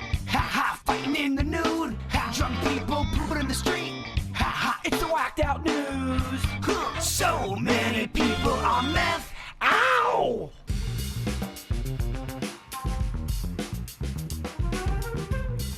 I don't know exactly what they were fighting about when it came to politics. But there's definitely lots to fight about. People get all upset. And there was one thing that had happened that they're talking about here today. First Lady Jill Biden was speaking at a Latinx inclusion luncheon in San Antonio and included a line in her speech, which has got some people upset here today. But we can't get those things on our own. Raul helped build this organization with the understanding that the diversity of this community, as distinct as the Bogotas of the Bronx, as beautiful as the blossoms of Miami, and as unique as the breakfast tacos here in San Antonio. What?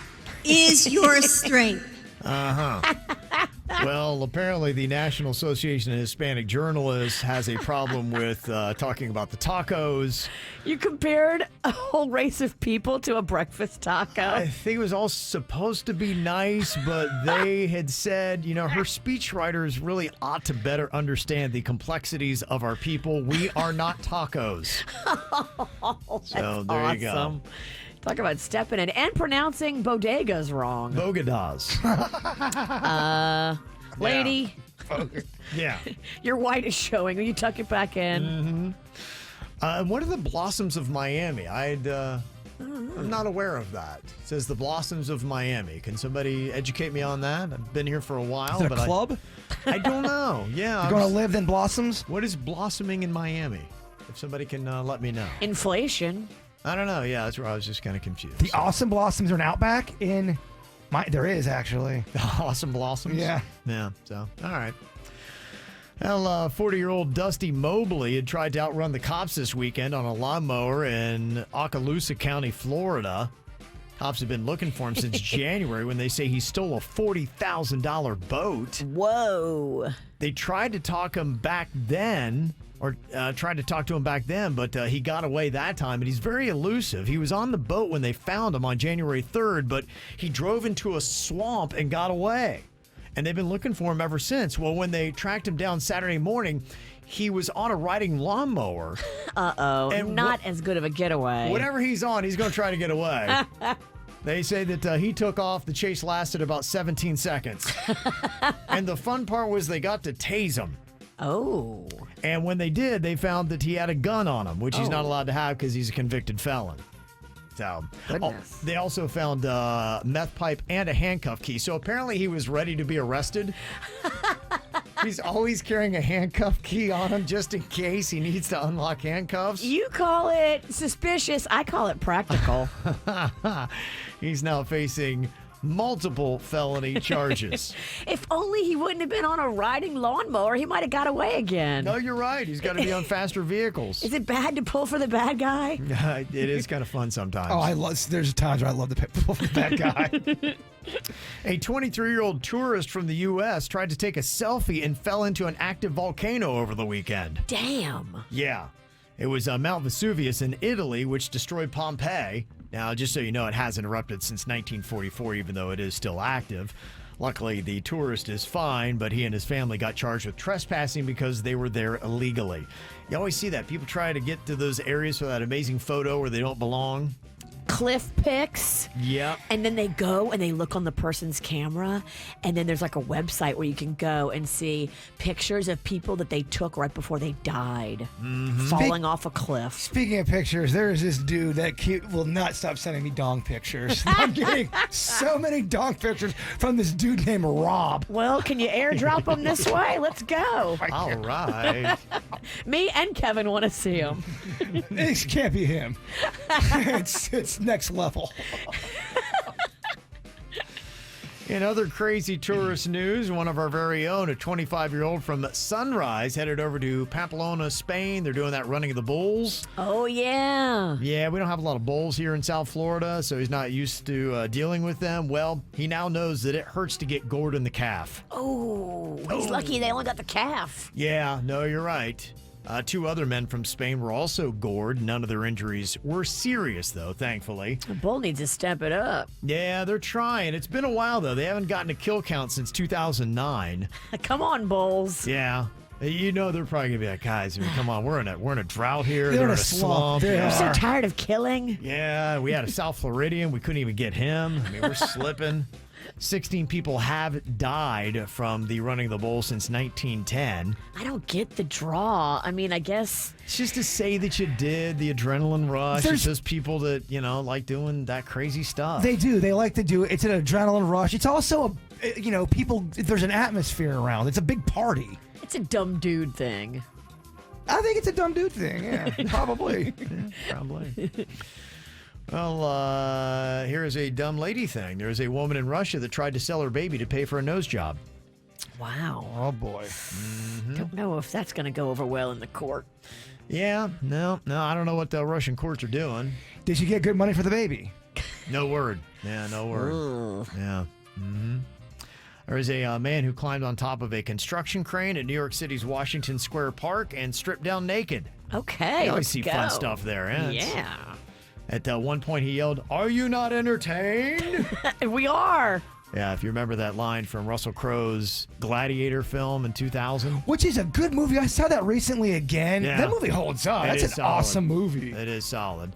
The man was ultimately brought down to safely and arrested at the scene. A lot of people there apparently know him. His name's Steve. Huh. Yeah. All right, Steve. There's a man that recorded video of a black bear helping itself to a snack from a refrigerator in the garage in Sanford, Florida. These bears are getting a lot of publicity right now. They're all over Florida now all of a sudden, yeah. And now the bear knows to open the fridge. Yeah, it was opening the fridge. It looked like he was kind of walking away with some bread. There's a whole bunch of snacks all the way out the driveway. Sloppy bear. Yeah, the homeowner got into his car and followed the bear through the neighborhood until the animal vanished into the woods. If you don't know, there is more than 4,000 Florida black bears in the state and about 1,000 here in southern Florida. So they are here as well.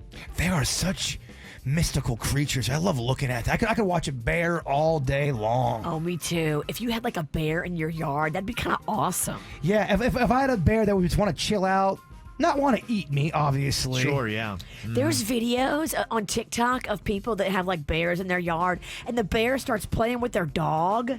There's some bears that are cool. The bear is just super cool, and you can like hand feed the bear, which I don't recommend. But it makes me think: is that just how it is? Because there's people that are that are insane that want to murder other people. Are there just cool ass bears, and then there's some murderous bears? Cool ass bears. Will you call in?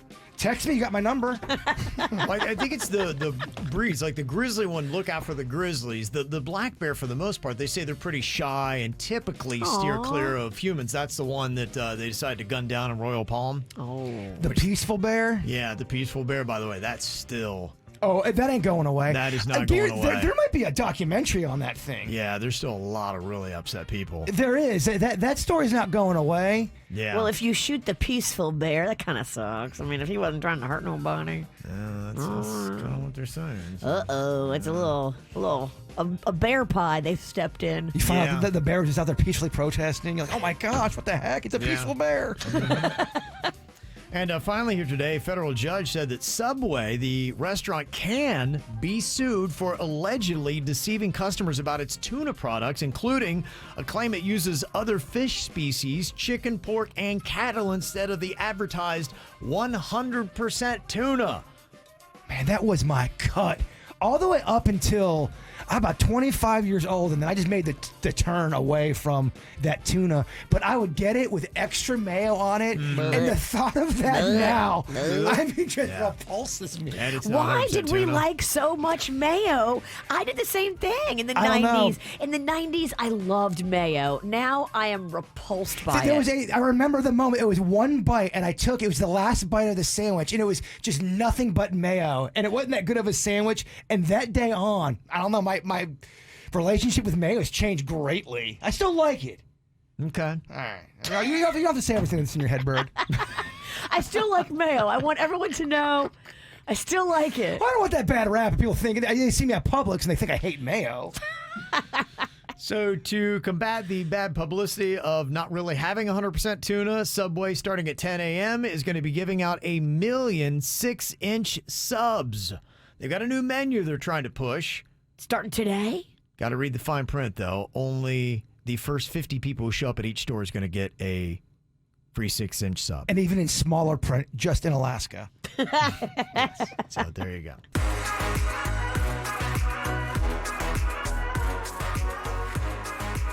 Well, we're kind of cleared out from them right now. You get a little bit of a break during the hot summer months where we don't have as much tourism as normal. But in the whacked out news, we saw where South Floridians are going and doing dumb things, getting gored by bulls in Pamplona or falling into Mount Vesuvius, things of that nature. I think that anywhere you go and you're a tourist destination, you're going to be dealing with annoying people. I was looking at this list of what people were talking about in their town that are tourist destinations and what the tourists were doing that were annoying them. One thing they said, and we don't luckily have this because we don't have as many landmarks as we're dealing with beaches and palm trees and all that. They said, don't freaking carve your name on stuff. People are always doing that. And there were people, you talk about Italy there, and they're saying people will find these Roman ruins and they carve their name into Roman ruins. And they got to try to keep all these idiots away from the ruins because they're ruining the ruins, which how do you ruin ruins? But they're doing that. Humans. Yeah. Yeah. Mm-hmm. Another thing, too, somebody who was like in Wyoming and near Yellowstone and some of those areas, they said, for your sake, stop trying to pet the buffalo. How many people have gotten gored by those buffaloes we've seen in the news here lately?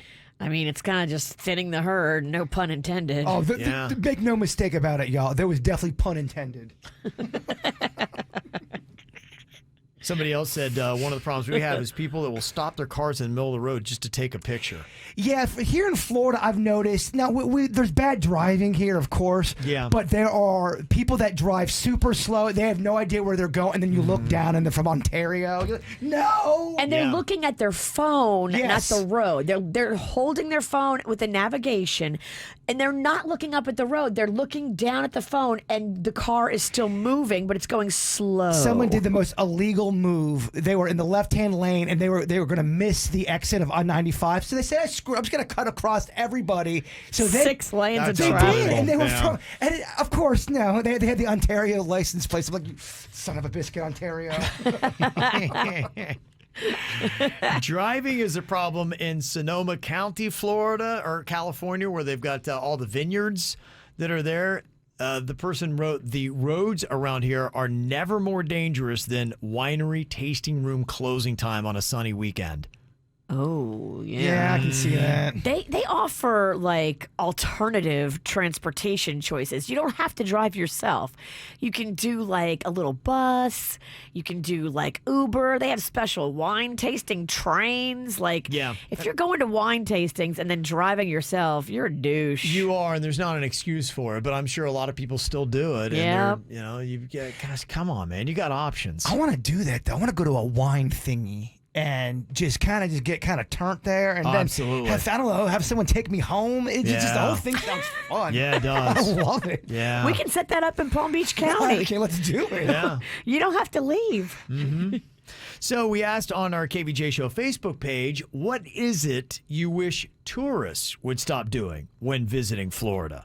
And we got our top 5 responses. At number 5, driving 20 miles an hour in the fast lane while looking at navigation on their phones. Ontario, that's what was going on. It's so bad. They were looking at stuff. They couldn't figure out where to go. They're like, I cut everyone off right here. That was Nicole's comment with 34 likes. Number 4, be wildlife aware and respectful. It's so annoying to see tourists allowing their kids to chase birds and feed seagulls and to litter all over the place. Heather left that comment with 38 likes. That's a good one. Number 3, stop selling your house in New York and moving down here and expecting us to adapt to your way of life. You're not in New York anymore. We don't care how you did it up there. And they're going to tell you how great New York is. We do it the best up there. Florida's terrible. Florida pizza sucks. Oh, and Florida's got the worst pizza. New York now. That was John's comment with 44 likes.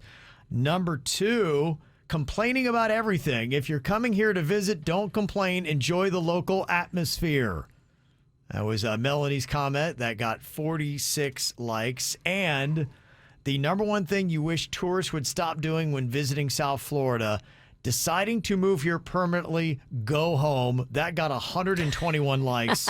Michelle had posted that up. So you notice a theme to the whole thing. Just stop. I think that's really what they're saying. Just stop coming here and then complaining about how we do it and then trying to force us to live the way that you lived where you were before. So that seemed to be the ongoing theme.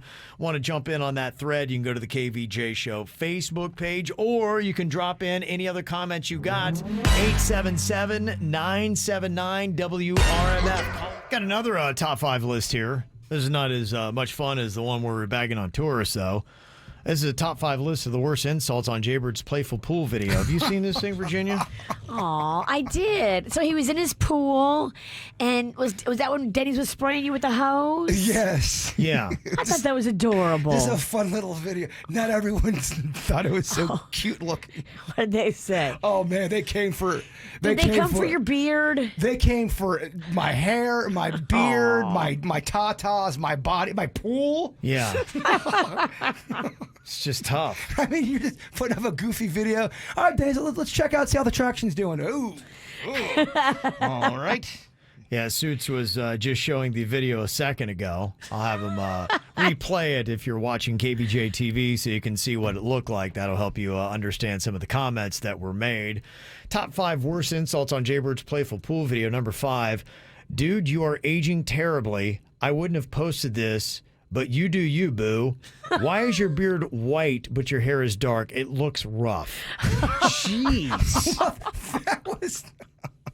That was the most playful video for G. Right. I'm not even thinking, like, I'll just post this up real quick. This guy's just having some fun. 2 guys, both high, playing in the backyard. Oh, we were just happier than you were so happy. We were so happy. That's what's so funny to me. Just you were so happy, and it brought so much hate. It's unreal. You're right. Unreal. It was just playful, fun. I'm enjoying life. Number 4 worst insult. This dude looks rough as F. When did Bird turn 70? Wow. And what's with the sex offender hair? Goofy, playful video, Virginia. Jeez. Number 3, Jason, that hair and beard have aged you 10 plus years. Just saying. Most chicks prefer their men to look their age, not their dads. Oh. Gosh. Yeah. Second, I see a theme. Yeah. Well, never mind. Continue to hate, Kevin. Second worst insult. Jason, you look like an old Jesus and not in a good way. Delete this picture because it's not your best look. Damn. It's a video, so. Old Jesus. Bless you, my child. Old Jesus. And the number 1 worst insult on Jaybird's Playful Pool video. He looks like a homeless person taking a bath. Pool or pond? Pond would be better for you. I prefer a pond. Yeah. Yeah, pool or pond. Wow. How about that, huh? That'll show you to have fun. Yeah. I know work wants us to post all that. And then people go, well, if you don't want to get the hate, stop posting on social media. I don't want to post on social media. My bosses make me, Can they start paying for therapy? I don't know if therapy's going to help. Yeah, Probably not, no. always like this fun game. F, marry, kill. Oh, this is fun. Who do you F? Who do you marry? Who do you kill? You get 3 options here. Let's deal with the Kardashians first. Kim, Khloe, Kourtney. Who do you F? Who do you marry? Who do you kill? I mean, it's easy. What do you think, Virginia? I would, out of those 3, you marry Kim. Okay. Because she's got the most cash. And I think she's pretty peaceful. Kourtney's a little squirrely. Okay. Even though of all the body types, I like Kourtney's the most. Okay. I think I have to kill Kourtney. Yeah, I'm sorry. Really? I marry Kim, I sleep with Khloe, and I kill Kourtney. Wow. Okay. Bird, any thoughts on this? One night with Kim Kardashian. So we're doing that. I am. Okay. Move over, Pete. I am going to marry Kourtney. And then Okay. I'm going to, I guess I got to Kill Khloe. murder. Yeah, kill Gotcha, Khloe. yeah. I shouldn't say kill. Murder seems a little harsher. Would you think that Kim would be more fun to hang with on a day-to-day basis than Kourtney, Virginia? I think Kim is more of a hustler, and she's always thinking about how to make more money. Kourtney kind of doesn't want to be in the family sometimes. And, I mean, what are we doing here? If I'm going to be with one of them, we're going to be making some bank. Okay. Kourtney, I think, wants to just chill. Okay. Unfortunately, it's easy for me to kill Khloe, but I can't figure out who to bang and who to marry. But I think I'm kind of leaning on marrying Kim for many of the same reasons you said, Virginia. She's got more potential financially, and I think could set you up for a better life. Okay. All right. They both got a bunch of kids, though, so either way, you got to be a stepdaddy. No. Okay. That's true. That's true. All right. What about this? Let's go with Harry Styles, Jason Derulo, and Drake. F, marry, kill. Who do you F? Who do you marry? Who do you kill out of those 3? I'm going to marry Harry Styles. Okay. I'm going to F Jason Derulo, and then I'm going to kill Drake. Interesting. Okay. Yeah. All right. Yeah, I think I'm gonna. I don't know. I think I'm gonna sleep with Harry. One night with Harry. Okay. I think I want to marry Jason Derulo because he seems so fun, entertaining, filthy rich. Not that all of them aren't, but he has fun with his money. He does, but doesn't his baby mama claim a little infidelity on his part? Well, this is, I mean, yeah, you're Squirrely right. things, you know? If he's gonna be unfaithful, I am too. Oh, okay. Yeah. Fight fire with fire. I'm gonna Yeah, go. then I'd kill Drake. I'm gonna go with Bird on where he went. I'm gonna marry Harry. I'm going to F Derulo and bye Drake. Drake's he's too confident for me. It's like, oh, we get it. You think you're the best. I want someone a little bit more down to earth. Me too. That's why I went with. He's too sexy and he knows it. For the marriage, I'm trying to find the most humble person. Harry And seems like it would work. Yes. Yeah, I think we could make it work. Okay. What about this? They just came out with this movie. We'll go with Iron Man, Thor, Aquaman. F, marry, kill. Iron Man, Thor, Aquaman. Yeah. You like Aquaman. Aquaman's hot, but I don't know. There's rumors about him. Like, About what? just being a little scandalous. I don't know. I don't know if you can believe everything on TikTok, but I do. You are What? insane. You can't believe anything on TikTok. You mean everything. You can't believe anything Not on a thing. TikTok. I believe 98% of the things I see on TikTok. Kevin is so right. You should not believe it. As soon as I see a doctor on TikTok, I'm like, Yeah. you're a TikTok doctor? Oh, hell no. TikTok doc. TikTok I doctor. love it. I don't. It's goofy doctor. I don't like it. Yeah. I'm old school, Virginia. I think I'm going to marry Iron Man. Me too. I think it'd be the most fun. I think after that, give me the hot passion with Aquaman because I don't want to live in the sea. And I think I'll probably kill Thor. I'm killing Thor. Out of the 3, Thor seems the most boring to me. Yeah, kind of got Boar is his name. Boar. Boar. Yes. Yeah, give me Aquaman for my marriage. I think Thor is the youngest, but again, I just don't vibe his look. He's not my type. Okay. Aquaman, me and Aquaman can get down. I think you said Iron Man was the first one. Iron Man, yeah. Too quippy, too smart-assy all the time. No, I think I'll fall deeply in love with Aquaman. I will bang Thor. I think I'm killing off Iron Man. You're killing Iron Man. Yeah, I think I am. Okay. Iron Man's got so much cash. Yeah, you'd have a good life. Oh, you'd have a sweet life. You could be a kept woman. And he seemed like a good dude to Pepper Potts. Just saying. Look, I got to go brush up on my superheroes. All right, maybe I don't want to bang Thor. I don't know.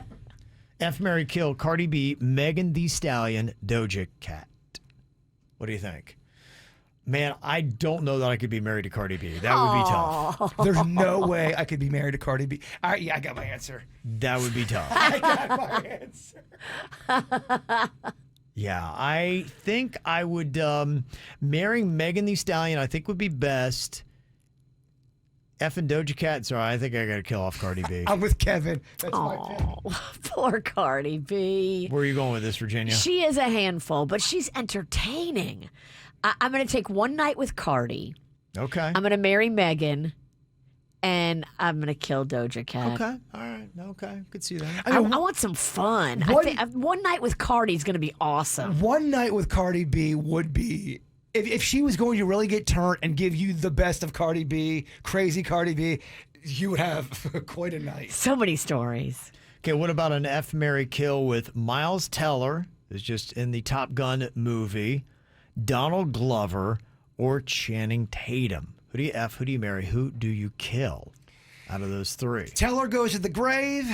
We marry Glover. Okay. And then what was the other choice? Channing Tatum. Oh, wait a minute. Nope. I bang Glover. I marry Tatum. Yeah, I love it. Yeah, I'm staying for life with Tatum. Okay, so you're marrying Channing Tatum. Yes. Okay. But he's always been your favorite man to hook up with. Well, no, I wouldn't say. No, what are you talking? Stop speaking for me. After Patrick Swayze. Or stop speaking. I'm going to go with marrying Donald Glover. Agree with you on that. I think I'm going to go because he's the hotter stuff right now. I'm going to bang Miles Teller and going to kill Channing Tatum. Kevin's wrong on this one.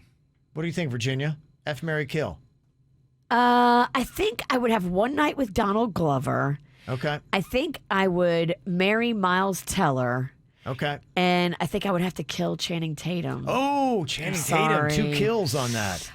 He doesn't do it for me. I'm sorry. You both are saying that without even watching Magic Mike. Get out of here. Wow. Man, we're killing him off. Now, there's a lot of times awful things on TikTok. What is the worst it has to offer this week?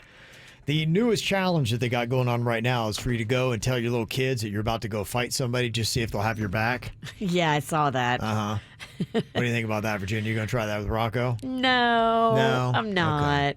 Okay. Because it's getting a lot of hate, too. Like, don't teach your kids violence. Is there a council of people on TikTok that they go, okay, guys, this is going to be the trend in the viral challenge we're going to do this week. This is the one we're going to promote. Because you see what I'm saying? Yeah, they do. They almost have there's like an organization, I feel like. It's very organized how it all kind of ends up. Everyone's doing these challenges. They figure out which one they want to make king that week. Yeah. And then that's the algorithm that gets the blessing. Who is deciding this? I think it's TikTok. But they have to have a council. They have to have some kind of person. They have to have some people on the board that dictates what is going viral and what's not. Yeah, I don't know if they have it that organized or if people just, decide to be a kingmaker that week. Don't the people kind of decide as they start liking stuff and all that kind of good stuff? Not everything gets seen. Well, and I'm saying some of these challenges are so out there that someone had to have created that, and I'm just wondering if someone on TikTok is either helping with creating that or getting that to go viral. They give preferential treatment to certain creators. Yeah, and I know it happens it did happen on Twitter. I'm not sure if it's still going on Twitter, but yeah. So what you do for this latest TikTok challenge, you go to your kid, you tell them that the person you're fighting has a kid their age, and you need them there in case the kid jumps in. And it's kind of funny to see because all I kids are, okay, Mom, all right, I'll go get my shoes. Rocco would definitely come with the heat. If I was in any kind of scrap, Rocco would absolutely bring the heat. Okay, so you'd be like, all right, Mom, let me get my shoes. Mags, I don't know. But Rocco would want to go get a weapon. Oh, he would. Am Okay. I bad that I want to hear this? I want to hear how he reacts. Kind of do too, yeah. I'll do it for you. Okay. I'm not going to dance for TikTok. I'm kind of mad at TikTok. It's annoying. Oh, me. you are? I like watching other people's videos, but every time I post something, it doesn't do great. And I'm just like, I don't understand. No, it's definitely TikTok. It's not the content creator. No, I'm just kidding. I hate TikTok too, but Like, I put so much effort into it, and I don't know. None of my stuff ever gets liked.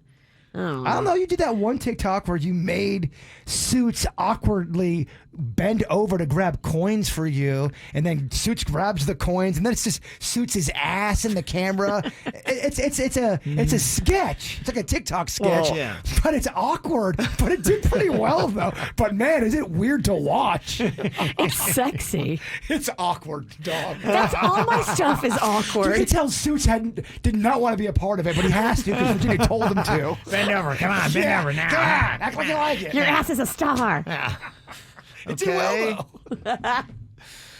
One of the other things getting some heat on TikTok right now, a mom got over 20 million views when she confessed to breastfeeding her husband to remedy her painful mastitis. She put it up on TikTok, Virginia, and they couldn't believe people had an opinion. Yeah. Yeah, I mean, that's a good way to get rid of it because your ducts are clogged, and someone, if they suck the clog out, it can really help relieve the pain. Yeah. But I've had that. That is no joke. It is so painful.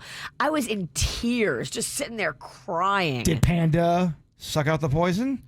I didn't know you could do that. Nobody did. Nobody told. If somebody would have told me to get Panda down there and put him to work, I would have. Yeah, they say the main cause of it is milk that's become trapped in the breast. In the duct. Yeah, and listen to this. It can be fatal if left untreated. Kevin, I thought my boobs were on fire. Oh, wow. It was so painful. I called the gynecologist and I'm like, you got to do something. You got to help me. You got to help me through.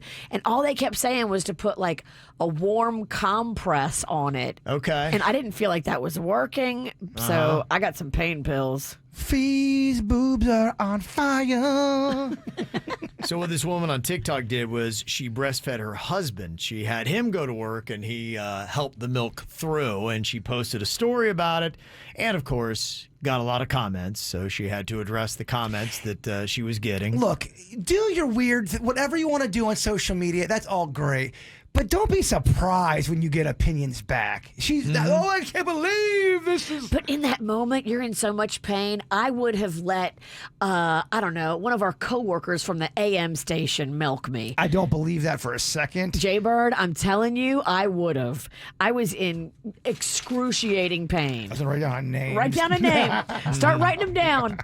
All the AM guys, line them up. She said she'd try to pump unsuccessfully, so take that, haters. She also said that it wasn't something she did for fun, even though many men will put their mouths on a woman's breast for enjoyment. That wasn't what it was all about. Sorry, Kip. It was about her mastitis. And probably the worst thing I've seen this week on TikTok is something called vabbing. It is when a woman takes her most intimate of juices and puts it behind her ears to attract men. The thought is that the female fluids contain pheromones. You know, animals will use pheromones during mating, and they think, okay, well then if animals can do it, why can't the human species do it? Look, just from experience, not all vabs are created equal. Just saying. See what I'm saying, Virginia?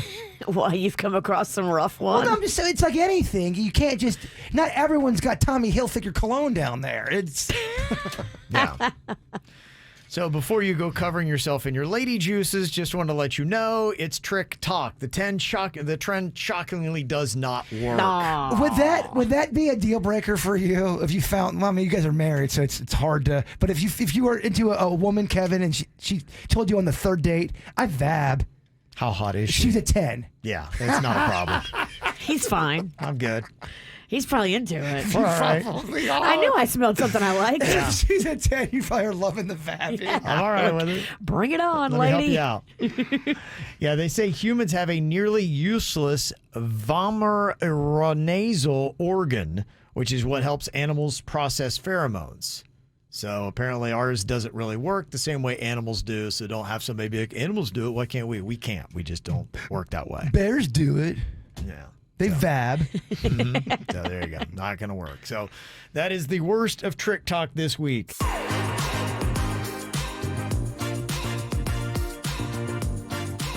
One of the topics that we were on yesterday on the show was about the best icebreaker questions, which actually, if you sit down, you could be at a bar, you could be on a first date, you could be about anywhere and throw these out. And people just kept throwing out really good questions that are good really for any time. If you got somebody you don't really know or you're trying to get to know better, throw out any of these questions. Totally. Put them in your phone, have them in a little file so you know, and like memorize a few good ones. Yeah. In fact, I might need to pull out this list and put it up on our Facebook page so it's easier for you to find in case you want any of these.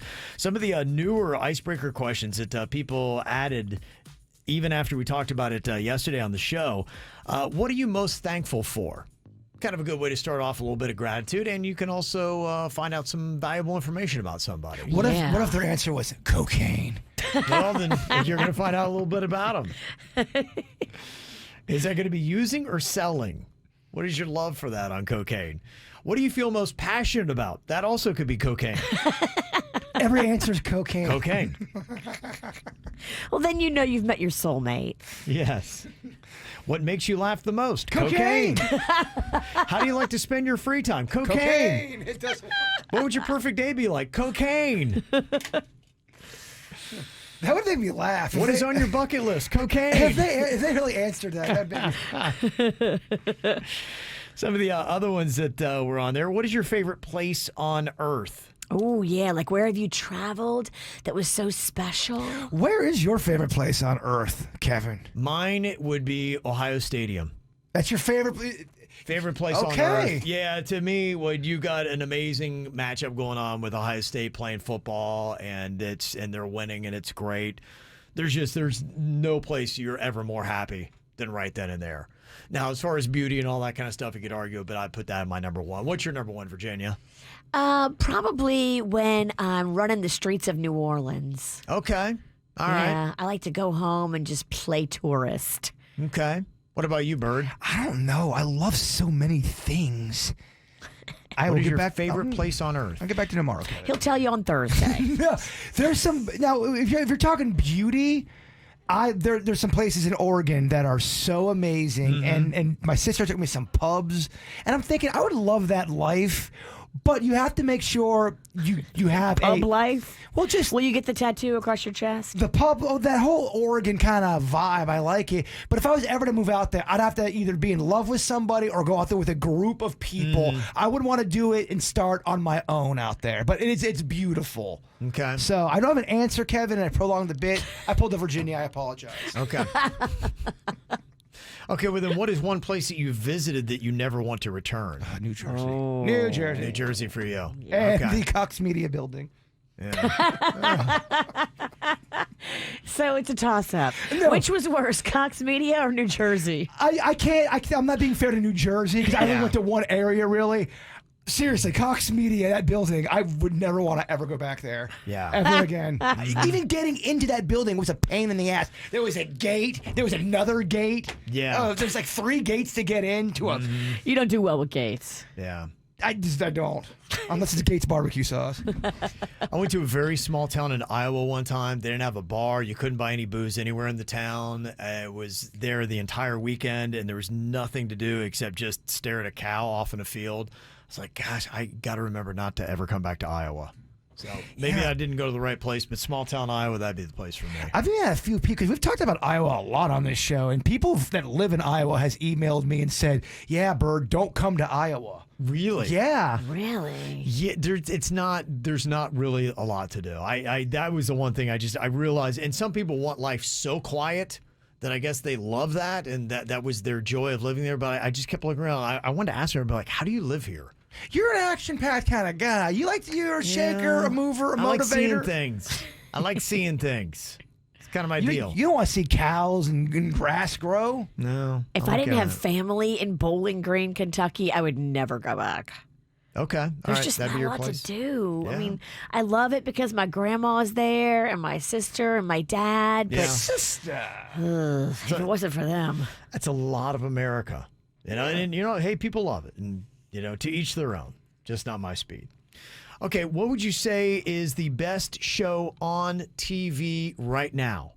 It's got to be a newer It can't be an old repeat, but you're watching it now. Yeah, I'd say so. Yeah, so we'll give it kind of a newer vibe, maybe like within the last year. Okay. I'm going to go with The Terminal List on Amazon Prime. That's the new Chris Pratt where he's the Navy SEAL on the revenge tour. I watched it twice over the break. It was that good. Do you guys have anything that stands out to you? If somebody said, what's the best show on TV right now?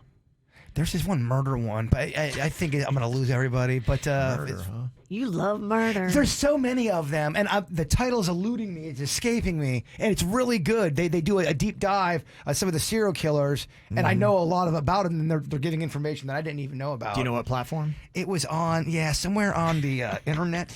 Okay. Again, elongating the bit with no answer. Stop taking my act. Dog, I am rusty. We've been off the air for a week. Okay, a couple other icebreaker questions. What is your favorite movie of all time? Do you have one there, Bird? Oh, yeah. Karate Kid. Okay. The original. Virginia? I think it's still Pulp Fiction. I love that movie. Okay. It's a good movie. It's a good movie. Okay. I'll go Star Wars A New Hope. You like you don't like Empire as much. I don't, yeah. Is it the Hoth scene? No. I'm just trying to bore Virginia. Worked. Best concert you've ever been to? Oh, it's a dead tie for me. Okay. It's the time. I believe her name was Amy, and she it was at KVJ Nation. Her daughter went to Lynn University, and Billy Joel was doing one of those storyteller. Oh, yeah. And I got to go to that, and it was amazing. That's pretty cool. And she was so cool to take me, and he did all of his B-sides. He was telling stories. That one's probably number one, but a close second is when I saw Tom Petty. I went there just to hang out, didn't even realize what Tom Petty was. Yeah. And holy crud balls did he blow me away. And then I became a massive Tom Petty fan. It was such a great concert. Yeah. Yeah, that's what banger we're talking after about. banger that guy has. He's amazing. What would you say, Virginia, best concert you've been to? Gosh, it's going to be tough. I'm kind of like your wife, the queen. We love to sit up front.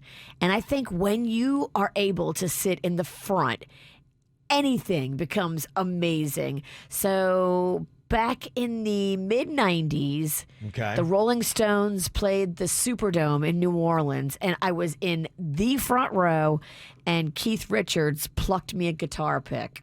Okay. That's pretty damn awesome. He was totally trying to throw it to the hot girl behind Virginia. It's like, no, not you. Now you get it. Security! Security! I was in my 20s. You're right. You're right. I still might have had it together. Virginia was hot in her 20s. At the time, he's only, 40 years older than you? Yeah, he still might have been too young. Or too old, I mean. That one was awesome. Oh, we've been to some pretty awesome stuff. I mean, when we got to sing with Jason Mraz and then go to his show that day, that was pretty cool, knowing that we had been backstage with him singing. Sure. And then Depeche Mode. My husband loves Depeche Mode. Yeah. So one year for either Christmas or birthday, I got him like second row Depeche Mode seats. Mm-hmm. And it was pretty darn awesome to be that close to the band. You really believe that though? If you have first row tickets to anything, you're going to enjoy it. Okay, all right. Rob Schneider, Kevin. First row tickets. Yeah. Let's send the witch there. Let's That's all she see what a needs. great time she has. That's all she needs. You're a hateful bird, aren't you? All right, we got the After the Show podcast going to be coming up here in just a couple of minutes live on YouTube. Get it on our app too. The podcast will be there. Just look for the ATS. Berg, close it all up with your thought for the day. I was having so much fun. I can't even believe Virginia's stretch. He's going through his phone trying to find his quote, but he's got so many text messages, boob pictures, bear pictures, which I appreciate. He even got a bareback picture, if you know what that means. Okay. Thank you for prolonging, Virginia. And then the internet. Okay, it's Every day is a new. It's never too. Oh, jeez. The quieter you become. The music died. The quieter you. Be quiet. The quieter you become, the more you can hear. Silence is a good thing. I love you all. We probably should have started the silence actually a while ago. Boo! Get off the stage! KVJ Show on 97.9 WRMF.